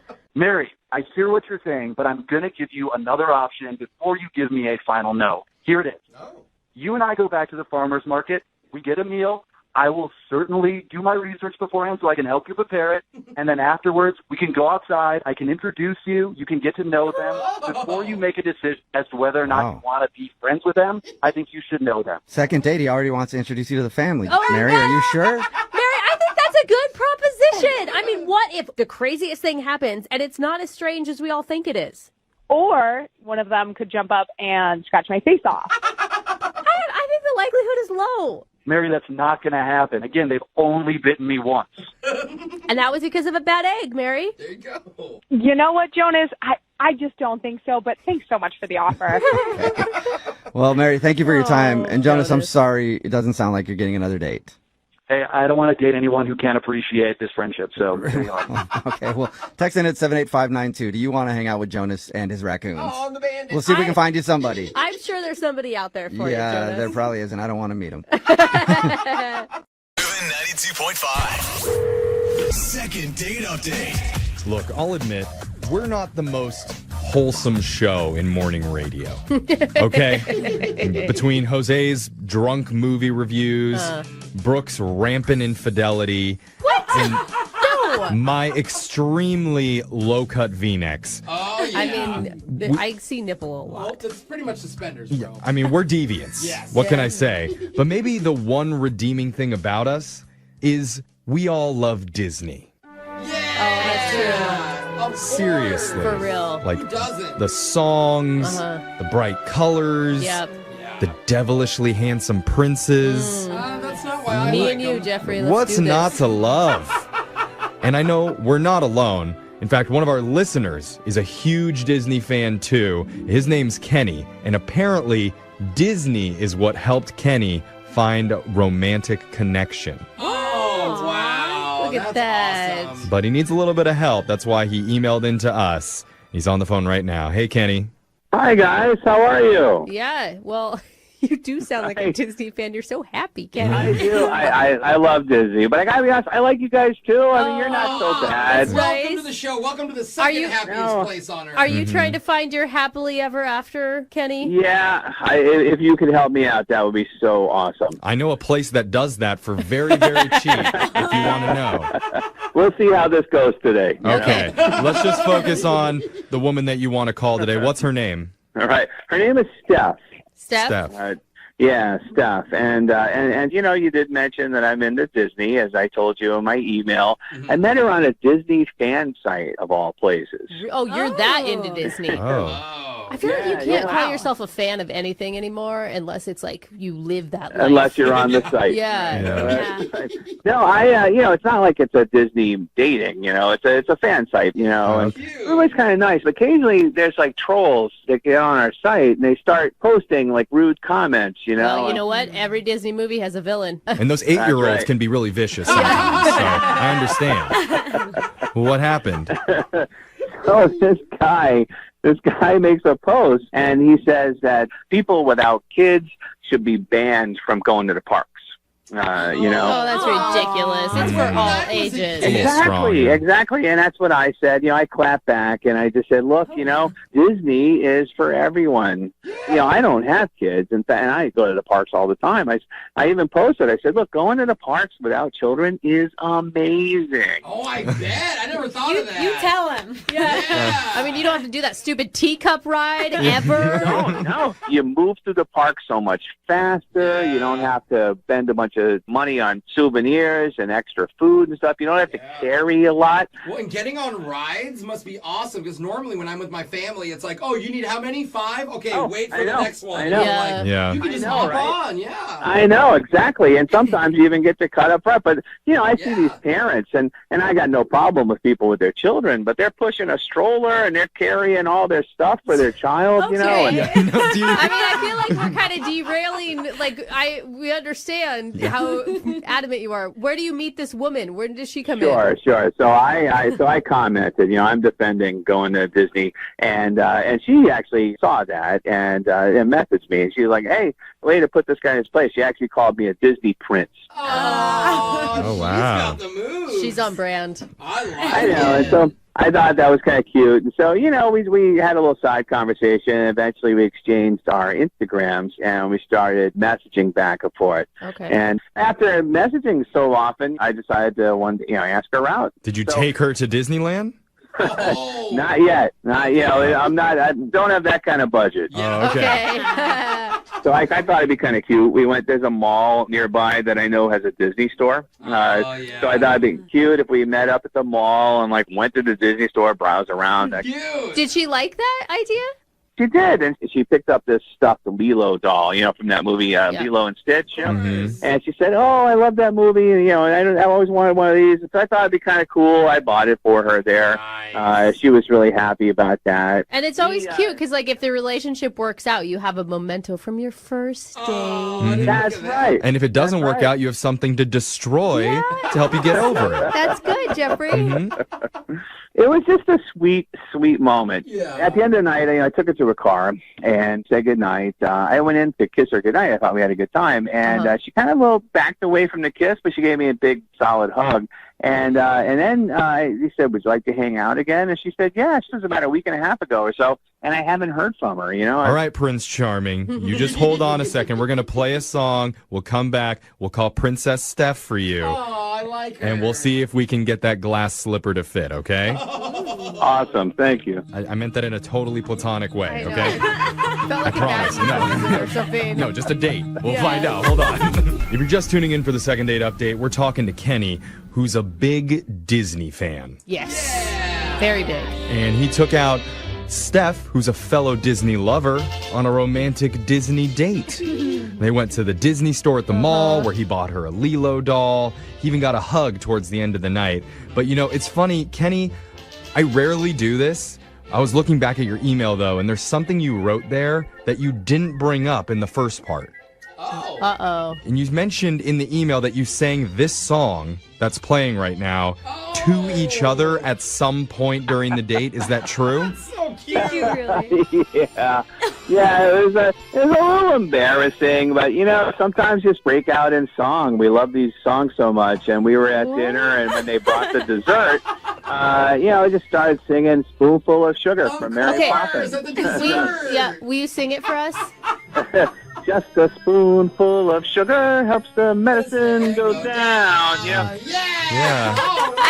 Yeah, and she started singing with me, and we just had a blast. I mean, people were staring. Obviously, people were staring at us. But really makes you Jose happy. is so into this. Yeah. He's so happy right now. I just feel great after hearing that. Yeah, I mean, it's incredible. It's fantastic. I'm with you. I think Disney is great, and I can get down on some Aladdin just like anybody. But I think maybe Down on Aladdin? Okay. or The Little Mermaid, whatever. I like Disney. It's just, do you ever feel like maybe this was a little bit overboard and it was so Disney that it just came off as childish? I don't think so. I mean, the way she and I were talking, she was right there with me. She said she's just as much a Disney fan as I am. I mean, when you connect with somebody on that level who likes Disney as much as you do, it's just awesome. Yeah, okay. Good for you. Well, let's try and connect with Steph on a phone level. So I'm going to dial her right now, and we'll try and get you your second date update, okay? Try not to break into song, okay, when we're talking to her. Do it. No, you guys, stop. Can I sing Lady in the Tramp? No. Just wait till we talk to her first, and then maybe you can jump in, okay? Okay. All right, I'm down the number now. Here we go.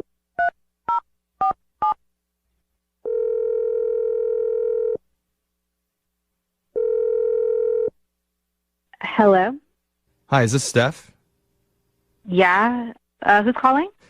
Hi, my name's Prince Jeffrey, Stupid. and I work for a very magical radio show called Brooke and Jeffrey in the Morning. I've never heard of you, Prince Jeffrey. You're not sweeping her off her feet. Oh, no. Well, somebody wished upon a star that I get in touch with you because you went on a date with them recently and you haven't been getting back. Do you know what I'm talking about? I'm sorry. This is just so strange. Like, is this like a prank? Okay, no, it's not a prank. No, it's a lot of dumb jokes based on Disney, but it's not a prank. No, they're not dumb, Brooke. These are clever. They're awesome. Okay, They're Dumbo. I'll simplify it down. That's terrible. We're doing something called a second date update. That's where if you go out with someone and afterwards, if they're not calling you back, you can email our show and we'll contact that person for you to try and figure out the reason why. Oh, it's interesting. Yeah. It's weird, we know. It's much less whimsical when I describe it that way, but a guy reached out to us about you, and his name is Kenny. Kenny? Yeah, that's why I was making those Disney references earlier. But that definitely makes sense. That's weird that he contacted you guys. Well, the reason why he reached out to us is because he had such a great time going out with you, but he doesn't know why you've been ghosting him. I'd rather, not get into it. I mean, it's going to hurt his feelings, and I'm trying. That's really not the Disney way to be hurting other people's feelings. Oh, that's sweetie, very not the sweet. Disney way. I mean, I thought, my guess was maybe he was too into Disney for you. Like he took it too far. Oh, you think he's too Disney? Oh, that's not the case for you? You guys are kind of funny. What? Kind of. Hold on. What do you mean by that? Look, you know what? If he's ready to hear it, you can tell him this. Okay. He is a Disney. A what? A Disney. Disney with an F? Yeah, Disney with an F. What does that mean? He's just a fake Disney fan. Like, what? Oh. He's a fake. Fake Disney. Yeah. No, he's not. Why would you say that? He seems like a very serious Disney fan when we spoke to him.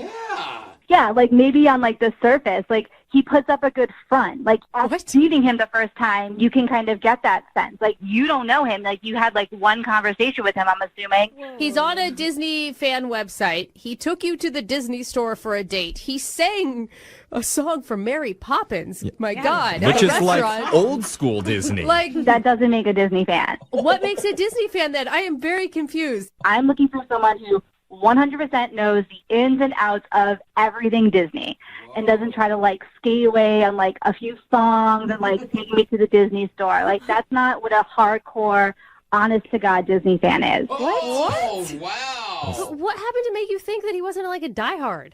So I told him the last time that I went to Disney, I got pixie dusted, and he had no clue what being pixie dusted was. I don't either. Yeah, what does that mean? Pixie what? Pixie dusted. You know how Tinkerbell has pixie dust? Yeah. So pixie dusted means you get something for free, or you get an upgrade. So the last time I was at Disney parks, I was at one of the kiosks getting a Mickey Pop, and the cast member said, "This Mickey Pop is on us." And then when I brought it up, he knew nothing, zero. His face just washed over, what? What are you talking about?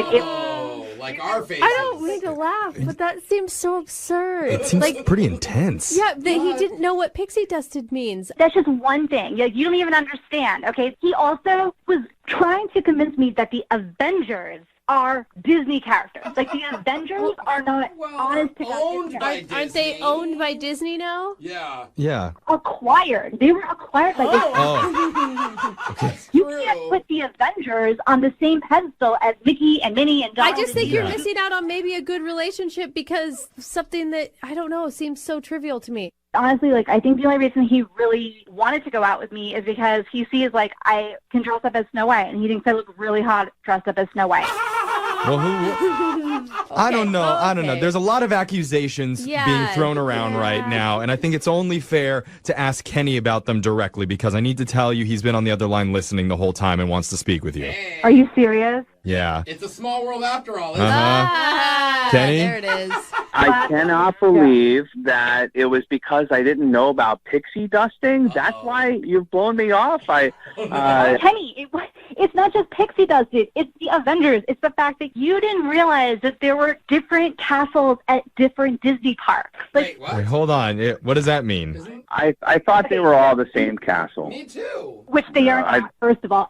Any hardcore Disney fan knows Sleeping Beauty's castle is at Disneyland, and Cinderella's castle is at Walt Disney World in Florida. Like, anybody knows that. Like, Steph, I'm sorry, I got to interrupt. You've got to calm down. Yeah. This is why people can't say that they like anything, because if you don't know every single specific thing about a subject. No, he is a Disney. He's fake Disney. It's Disney. There is no, you don't deem yourself a Disney fanatic and then come at me with not knowing the castle and talking about all the Marvel characters. Like, that's not how it works. But Steph, isn't this behavior and the way that you're talking, isn't that not very Disney-like? I think it's very snooty. No. I think That's like a cuss word in the Disney world. I mean, you're acting like one of the evil stepsisters at this point. Look, you all need to settle down and shut up because you pushed me. You wanted to know why I didn't want to call Kitty back, and I told you. He didn't even really know the words to a spoonful of sugar. He knew that. A spoonful of sugar. Okay. I don't even think it's fair for me at this point to ask them to go out on a second date. You have to do it. Maybe it's easier for me to just ask Steph to give back the Lilo doll. Honestly, if he wants Lilo back, he can take it. Like, Okay. it like wasn't even a special edition Lilo doll, so he could. Oh. You can get that anywhere. Ew. Kenny. Okay, well, Kenny, man, I'm so sorry that this has happened to you. Oh, well, thank you. Yeah, we, like I said, we all start at different levels of fandom. You know, she might be more hardcore than me, but I'll get there. Yeah. You know, now I know what pixie dusting is. All right, well, But Disney, try just to again. make sure that you're not a Fisney, I'm going to play this song and you need to sing it word for word flawlessly. Here we go. But sugar helps medicine go down. Disney! Get off Oh, the you show. put me on the spot. You put me on the spot. I'm kidding, Kenny. I love you. Moving 92.5. Moving 92.5. Brooke and Jubal's second date update. The girl on the phone for a second date update today met the guy that she wants to call at a place where I've actually met a lot of women. The golf course. You have? Yeah. Like you've hit on women at the golf course? Yeah, I just kind of hang out and hide behind the windmill, the giant windmill. And then when they come up to retrieve their ball, I just pop out from behind them like, hey, what's your name? Come to the golf course often? Why are you running away? Where are you going? Yeah. Where are you going? I just wanted to talk. You're not getting your ball back until we talk. Yeah, it's a really scared 8-year-old you just chased down. Never very successful for me, but apparently it was successful for the guy that she wants to call today. Hannah, how are you? Good. How are you doing? Good. Okay. So you met the dude you want to call today at the golf course, huh? Yeah, we were at the driving range, and, I had got some new clubs, so I wanted to try them out. But I spotted this guy, Derek is his name, and he was so cute. I was kind of playing it a little coy, like I was having some issues, because... Wait. You played the dumb girl, I don't know what to do with my clubs move? No, not necessarily dumb girl, but I was more so playing it off like, these are new clubs. Like, maybe do you want to show me how to use them? Because I really, really wanted him to help me. Okay. So, Hey, excuse me, sir. Would you mind helping a lady out with her golf clubs? I can't possibly seem to swing these big, heavy things, but you got those big hands and those big arms. Maybe you could wrap them around me and show me how to work one of these golf clubs. yeah, exactly. Okay. Okay. Sweet. Did it? I mean, it obviously worked. Well, not exactly. He came over and he helped me out because he works at the golf course, right? So he was obviously busy. Yeah, he was busy doing other things, and he helped me for a little bit, but then he kind of left me alone and went and did his own thing. Oh, okay. So he was an employee. I thought you were just hitting on a random guy there. Me too. Like he was paid to help you. Yeah. That's frustrating then when you're like, I'm going to flirt with this dude. And he just comes up and he's like, yeah, those clubs are on sale. Those clubs, I would recommend those for you. I'll see you later, ma'am. Have a good day. And you're like, wait, I wanted to flirt. And he's gone. So did you just end up being an annoying customer at the driving range, following this poor guy around on his shift? Maybe a little bit, but it ended up like working out in my favor because he came back around, after like 45 minutes or so once he wrapped up whatever he was doing, and he asked me out to dinner. Wow. So, You waited 45 minutes? Good for you. Well, she wasn't just standing there, right? Brought like 10 buckets Yeah, of balls that's then. persistent, though. I like it. Yeah, it worked out. So fast forward to our dinner date. We show up at dinner, and he is so cute. He's all dressed up, and he's being very gentlemanlike. Okay, like, so very, very gentlemanlike. He's trying to impress you. This all sounds great. Yeah, so at the beginning of the date, I was thinking going into it, and after I showed up and I saw him, how nice he looked, I thought this was going to be a great date. Like, this could possibly be a really great date. Yeah. Awesome. It sounds like it wasn't, though, because you keep saying it could be. Yeah. I thought it was going to be. Yeah, unfortunately, it just did not go at all how I had hoped. What happened? What was so bad about it? Well, we sat down and we ordered drinks, and before, we even ordered dinner, he said, I have to go grab something out of my car. And then he said he'd be right back. And this is where it gets really bizarre. All right. The drinks came, I kind of sipped on my cocktail, but I waited, and he never came back. Oh, no. He ditched you in the middle of the date? It wasn't even in the middle of the date. It was right at the beginning of the date he ditched me. Dude, that is so messed up. I don't understand how people can do that to other people. Did you at least drink his cocktail, too, to try to numb the pain? I wanted to, but no, I didn't. I was actually just so bummed because I didn't even know why or what happened because I thought the date was going to be so great, and then he just literally left. How long did you wait? I waited about, I would say, 25 minutes. Oh, wow. That's about right. Yeah. I mean, once you get to 15-minute point, you're thinking they're gone, and then by about 30 minutes, you know that they left you. Like, at first I thought it was weird after even 10 minutes of it, but I just continued to sit there. I didn't really know what he was doing, but he just never came back. I mean, what was going through your head? A lot of things. Maybe he, was smoking a cigarette, or I don't know. But then after, like I said, that 10-minute point, I just started to get really bummed out because I kind of got that embarrassed feeling, like, is this really happening to me? So did you actually eat food at the restaurant, or did you just cash out and go? No, I cashed out and went. And I actually had to pay for the drinks, too, which was embarrassing. Oh, man. Why do you think he would do that to you? I honestly don't know. I thought things were going so great. We had great conversation for the first, couple minutes we were there, but then he just ditched, so I have no idea. That's why I called you guys. Did you text him while you're waiting at the table? Like, hey, what happened? Where are you? I didn't text him within the first 10 minutes, but then, after that, I just shot him a text because I started thinking, gosh, what if he, passed out or something? Right. So I texted him and I said, are you okay? And he never responded after that. Are you pissed? I'm pissed for you. I don't think people should disrespect each other in that way. I'm really pissed off about it, but I think more so I'm just, really bummed out that it still happens that way because I thought he was a great guy, Yeah, and he obviously liked you because he came and asked for your number. That's what you said, right? Yeah, he asked me on the date. I didn't initiate that. Well, he did. All right, well, we'll play a song, come back, call him, and figure out why he ditched you in your second date update, okay? Okay, thank you. Okay. Moving 92.5. Brooke and Jubal in the mornings. Second date update. If you're just joining us for today's second date update, Hannah is on the phone and she wants to call a guy named Derek. Now, before we make the phone call and find out what went wrong on their date, I think it's time for a little bit of positivity training for Hannah. Hannah, I want to help you be more positive about something, okay? Okay. So, your date left you like a couple minutes into the date. As soon as you guys sat down, ordered something to drink, he said he had to go to his car and then took off and you haven't heard from him, right? Right, exactly. Okay. Positivity is all about switching your focus, okay? Instead of saying that you got ditched, we're going to say you're just a master at speed dating. And that was a very good speed date that you went on. So, yeah, so that's what it was. You didn't get ditched. You're just good at speed dating. That's all. It made me feel better already. Oh, my God. Awesome. Well, I'm glad I could help. I do want to know, though, why are you even giving this guy any more energy? I mean, he's obviously a jerk to leave someone that soon into a date.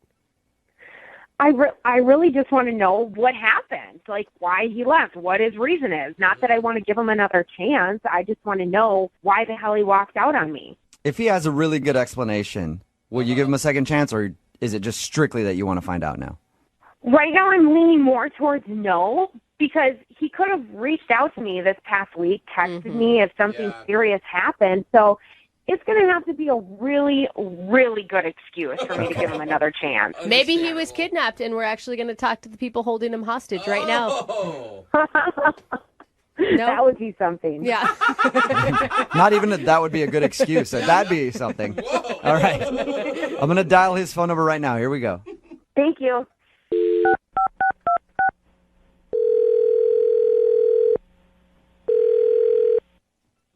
Hello? Hi, I was looking for Derek. Yeah, this is Derek. Hey, what's up, Derek? How are you? This is Jubal from Brooke and Jubal in the Morning. What? This is Jubal from Brooke and Jubal in the Morning. The hell's Jubal? That is an excellent question, That's sir. me. That's my name. Yeah. I host a radio show. It's called Brooke and Jubal in the Morning. I'm assuming you've never heard of it. No. Okay. Well, the reason I'm calling you today is one of our listeners actually asked us to get a hold of you. Okay. Why? Because you recently went on a date with her and actually ended up ditching her without an explanation. So she was hoping maybe we could get you on the phone and find out why you left. You obviously know who we're talking about. We're talking about Hannah. Yep. Okay. She told us that she met you at a driving range, and then she said that you guys went out to dinner. And once you sat down, you said that you had to run to the car to get something, and that's the last she ever heard of you. Is that accurate? Yeah, it is. It is. It just... Can you just tell us why? She's curious. I mean, imagine how you would feel if you were on a date and someone just ghosts right away after you sat down. Wouldn't you at least wonder why? Look, I didn't mean to ditch her. I just panicked. Why So would you you panicked. panic? What would you panic about? I saw my ex at a table like right next to us. Okay. And that was after we already ordered drinks and everything. We had already gotten there. We sat down. Okay, but just seeing your ex, I mean, that doesn't give you any grounds to just ditch somebody, does it? I had to leave. Are you obviously not over your ex? Is that the issue? Oh, you don't get it. You don't get it. That's why I'm we don't. asking. You're right. I don't get it at all. Listen, I didn't want to tell her. My ex has a restraining order against me. What? Whoa. Oh, so you legally had to leave, not just you wanted to leave. Oh, dang. Yeah, like if I'd been there another 5 minutes, you know, if she would have called the cops, I would have had to deal with that. Wow. What did you do to get a restraining order? I didn't do anything. Of course you didn't. We had a messy breakup. You know, she cheated, but then she said that I cheated, which was not true. I did not cheat. Okay. Then the week after, she went outside her house. Her car was on fire. Whoa. And, of course, she thought it was me. Her friends thought it was me. What? So was it you? Hell no, it wasn't me. Okay, so she said that you set her car on fire. Yeah, she claims that. Dude, that sounds crazy. That Yeah, is- and the only reason that she ended up getting a restraining order against me was because the police placed me in the general vicinity. I'm doing air quotes. You can't even see it. But you were in the general vicinity when her car caught fire. Yeah, I guess so. It sounds really That- coincidental yeah. to me. Like, oh, I'm her crazy ex, and we had a messy breakup, and now my car's on fire, and you were around. Whatever. You want to judge me? I know what actually happened, okay? Okay. Okay, but even with that, like, why wouldn't you just tell her your date, Hannah, like, hey, let's go somewhere else? I just freaked out and left. Yeah, but why not tell her after the fact, though? Shoot her a text and be like, hey, restraining order, sorry. I mean, I don't know how you would say it, but why not tell her? I'm not going to lie to her, but I'm not going to tell her, like, during our first date, hey, I got this restraining order. And blah, blah. Yeah. I mean, you still could have explained something later on, though, so she's not sitting there wondering what's wrong with her and why you would leave. Actually, yeah, I tried. I mean, I paid the valet $20 to tell her. Okay. Well, I don't think the valet told her. Yeah, you might want to go back and get your $20. Yeah. Because he never told her. At least I tried. But, That's true, I guess. But you didn't try that. Like, you must not feel that bad about ditching her. You didn't call her. You didn't apologize. Like, at least a sorry text. You didn't even have to explain yourself. All right, fine. I'll text her later today, all right? I'm going to say I'm sorry, and I don't know. We'll go from there, I guess. Well, why not? Don't worry about texting her later. You can just tell her right now because she's actually on the other line listening and wants to talk to you. What? Yeah. Hannah, you there? I don't even know what to say. I don't blame you. Why the hell is she here? Because she wanted us to get a hold of you so she could talk to you because she was wondering why you weren't calling her back. You answered this phone call, but you couldn't bother texting me at all? I mean, you heard what I said. Like, you know that the situation is messy. What would you have done?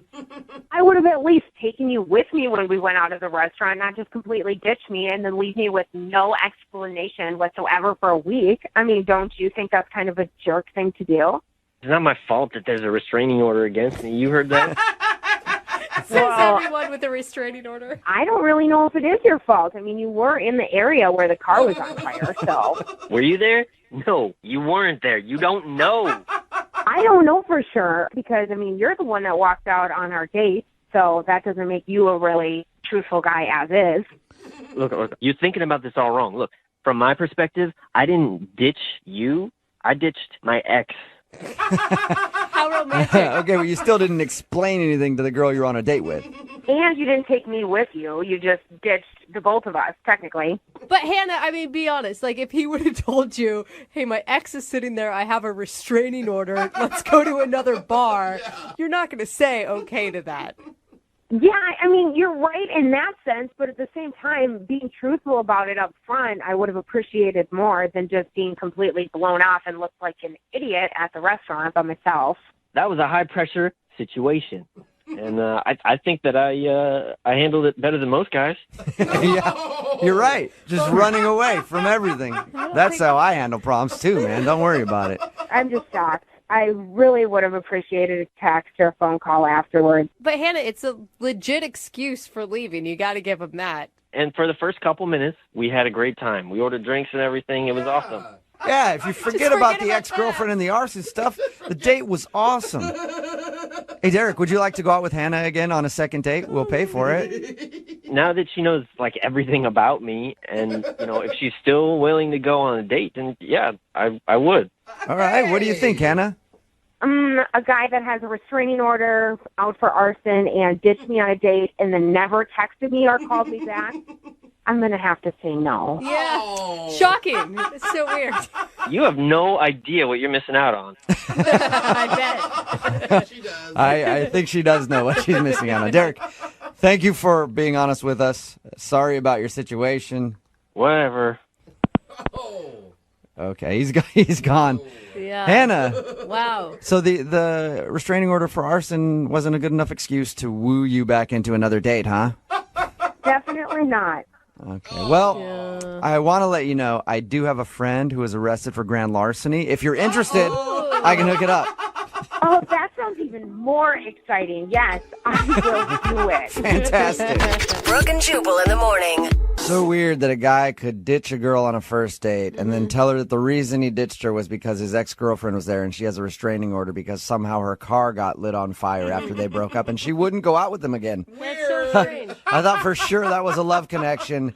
In case you missed the second date update, that's exactly what happened. Hannah wanted to call a guy named Derek, mostly to get an explanation on why he left. Yeah. Like right when they sat down for dinner. We got him on the phone. He said he left because his ex-girlfriend was there. He has a restraining order because after they broke up, somebody set her car on fire. He says it wasn't him, Yeah. but he happened to be in the general vicinity, so... And he never said that it wasn't restraining anyone he order. didn't know. Yeah. You know, like, and I can't believe how many people are texting in saying, I believe him. She should have said yes. I know. A lot of people are on this Oh side. my God. I don't know. If I were going out with someone, they ditched me, and then I found out the reason they ditched me was a restraining order for whatever reason, I probably wouldn't go out with There's them no benefit of the doubt on that one. It's Remember, like, if you want to do a second date update, all you have to do is email the show, and we will call the person who didn't call you back. Moving 92.5.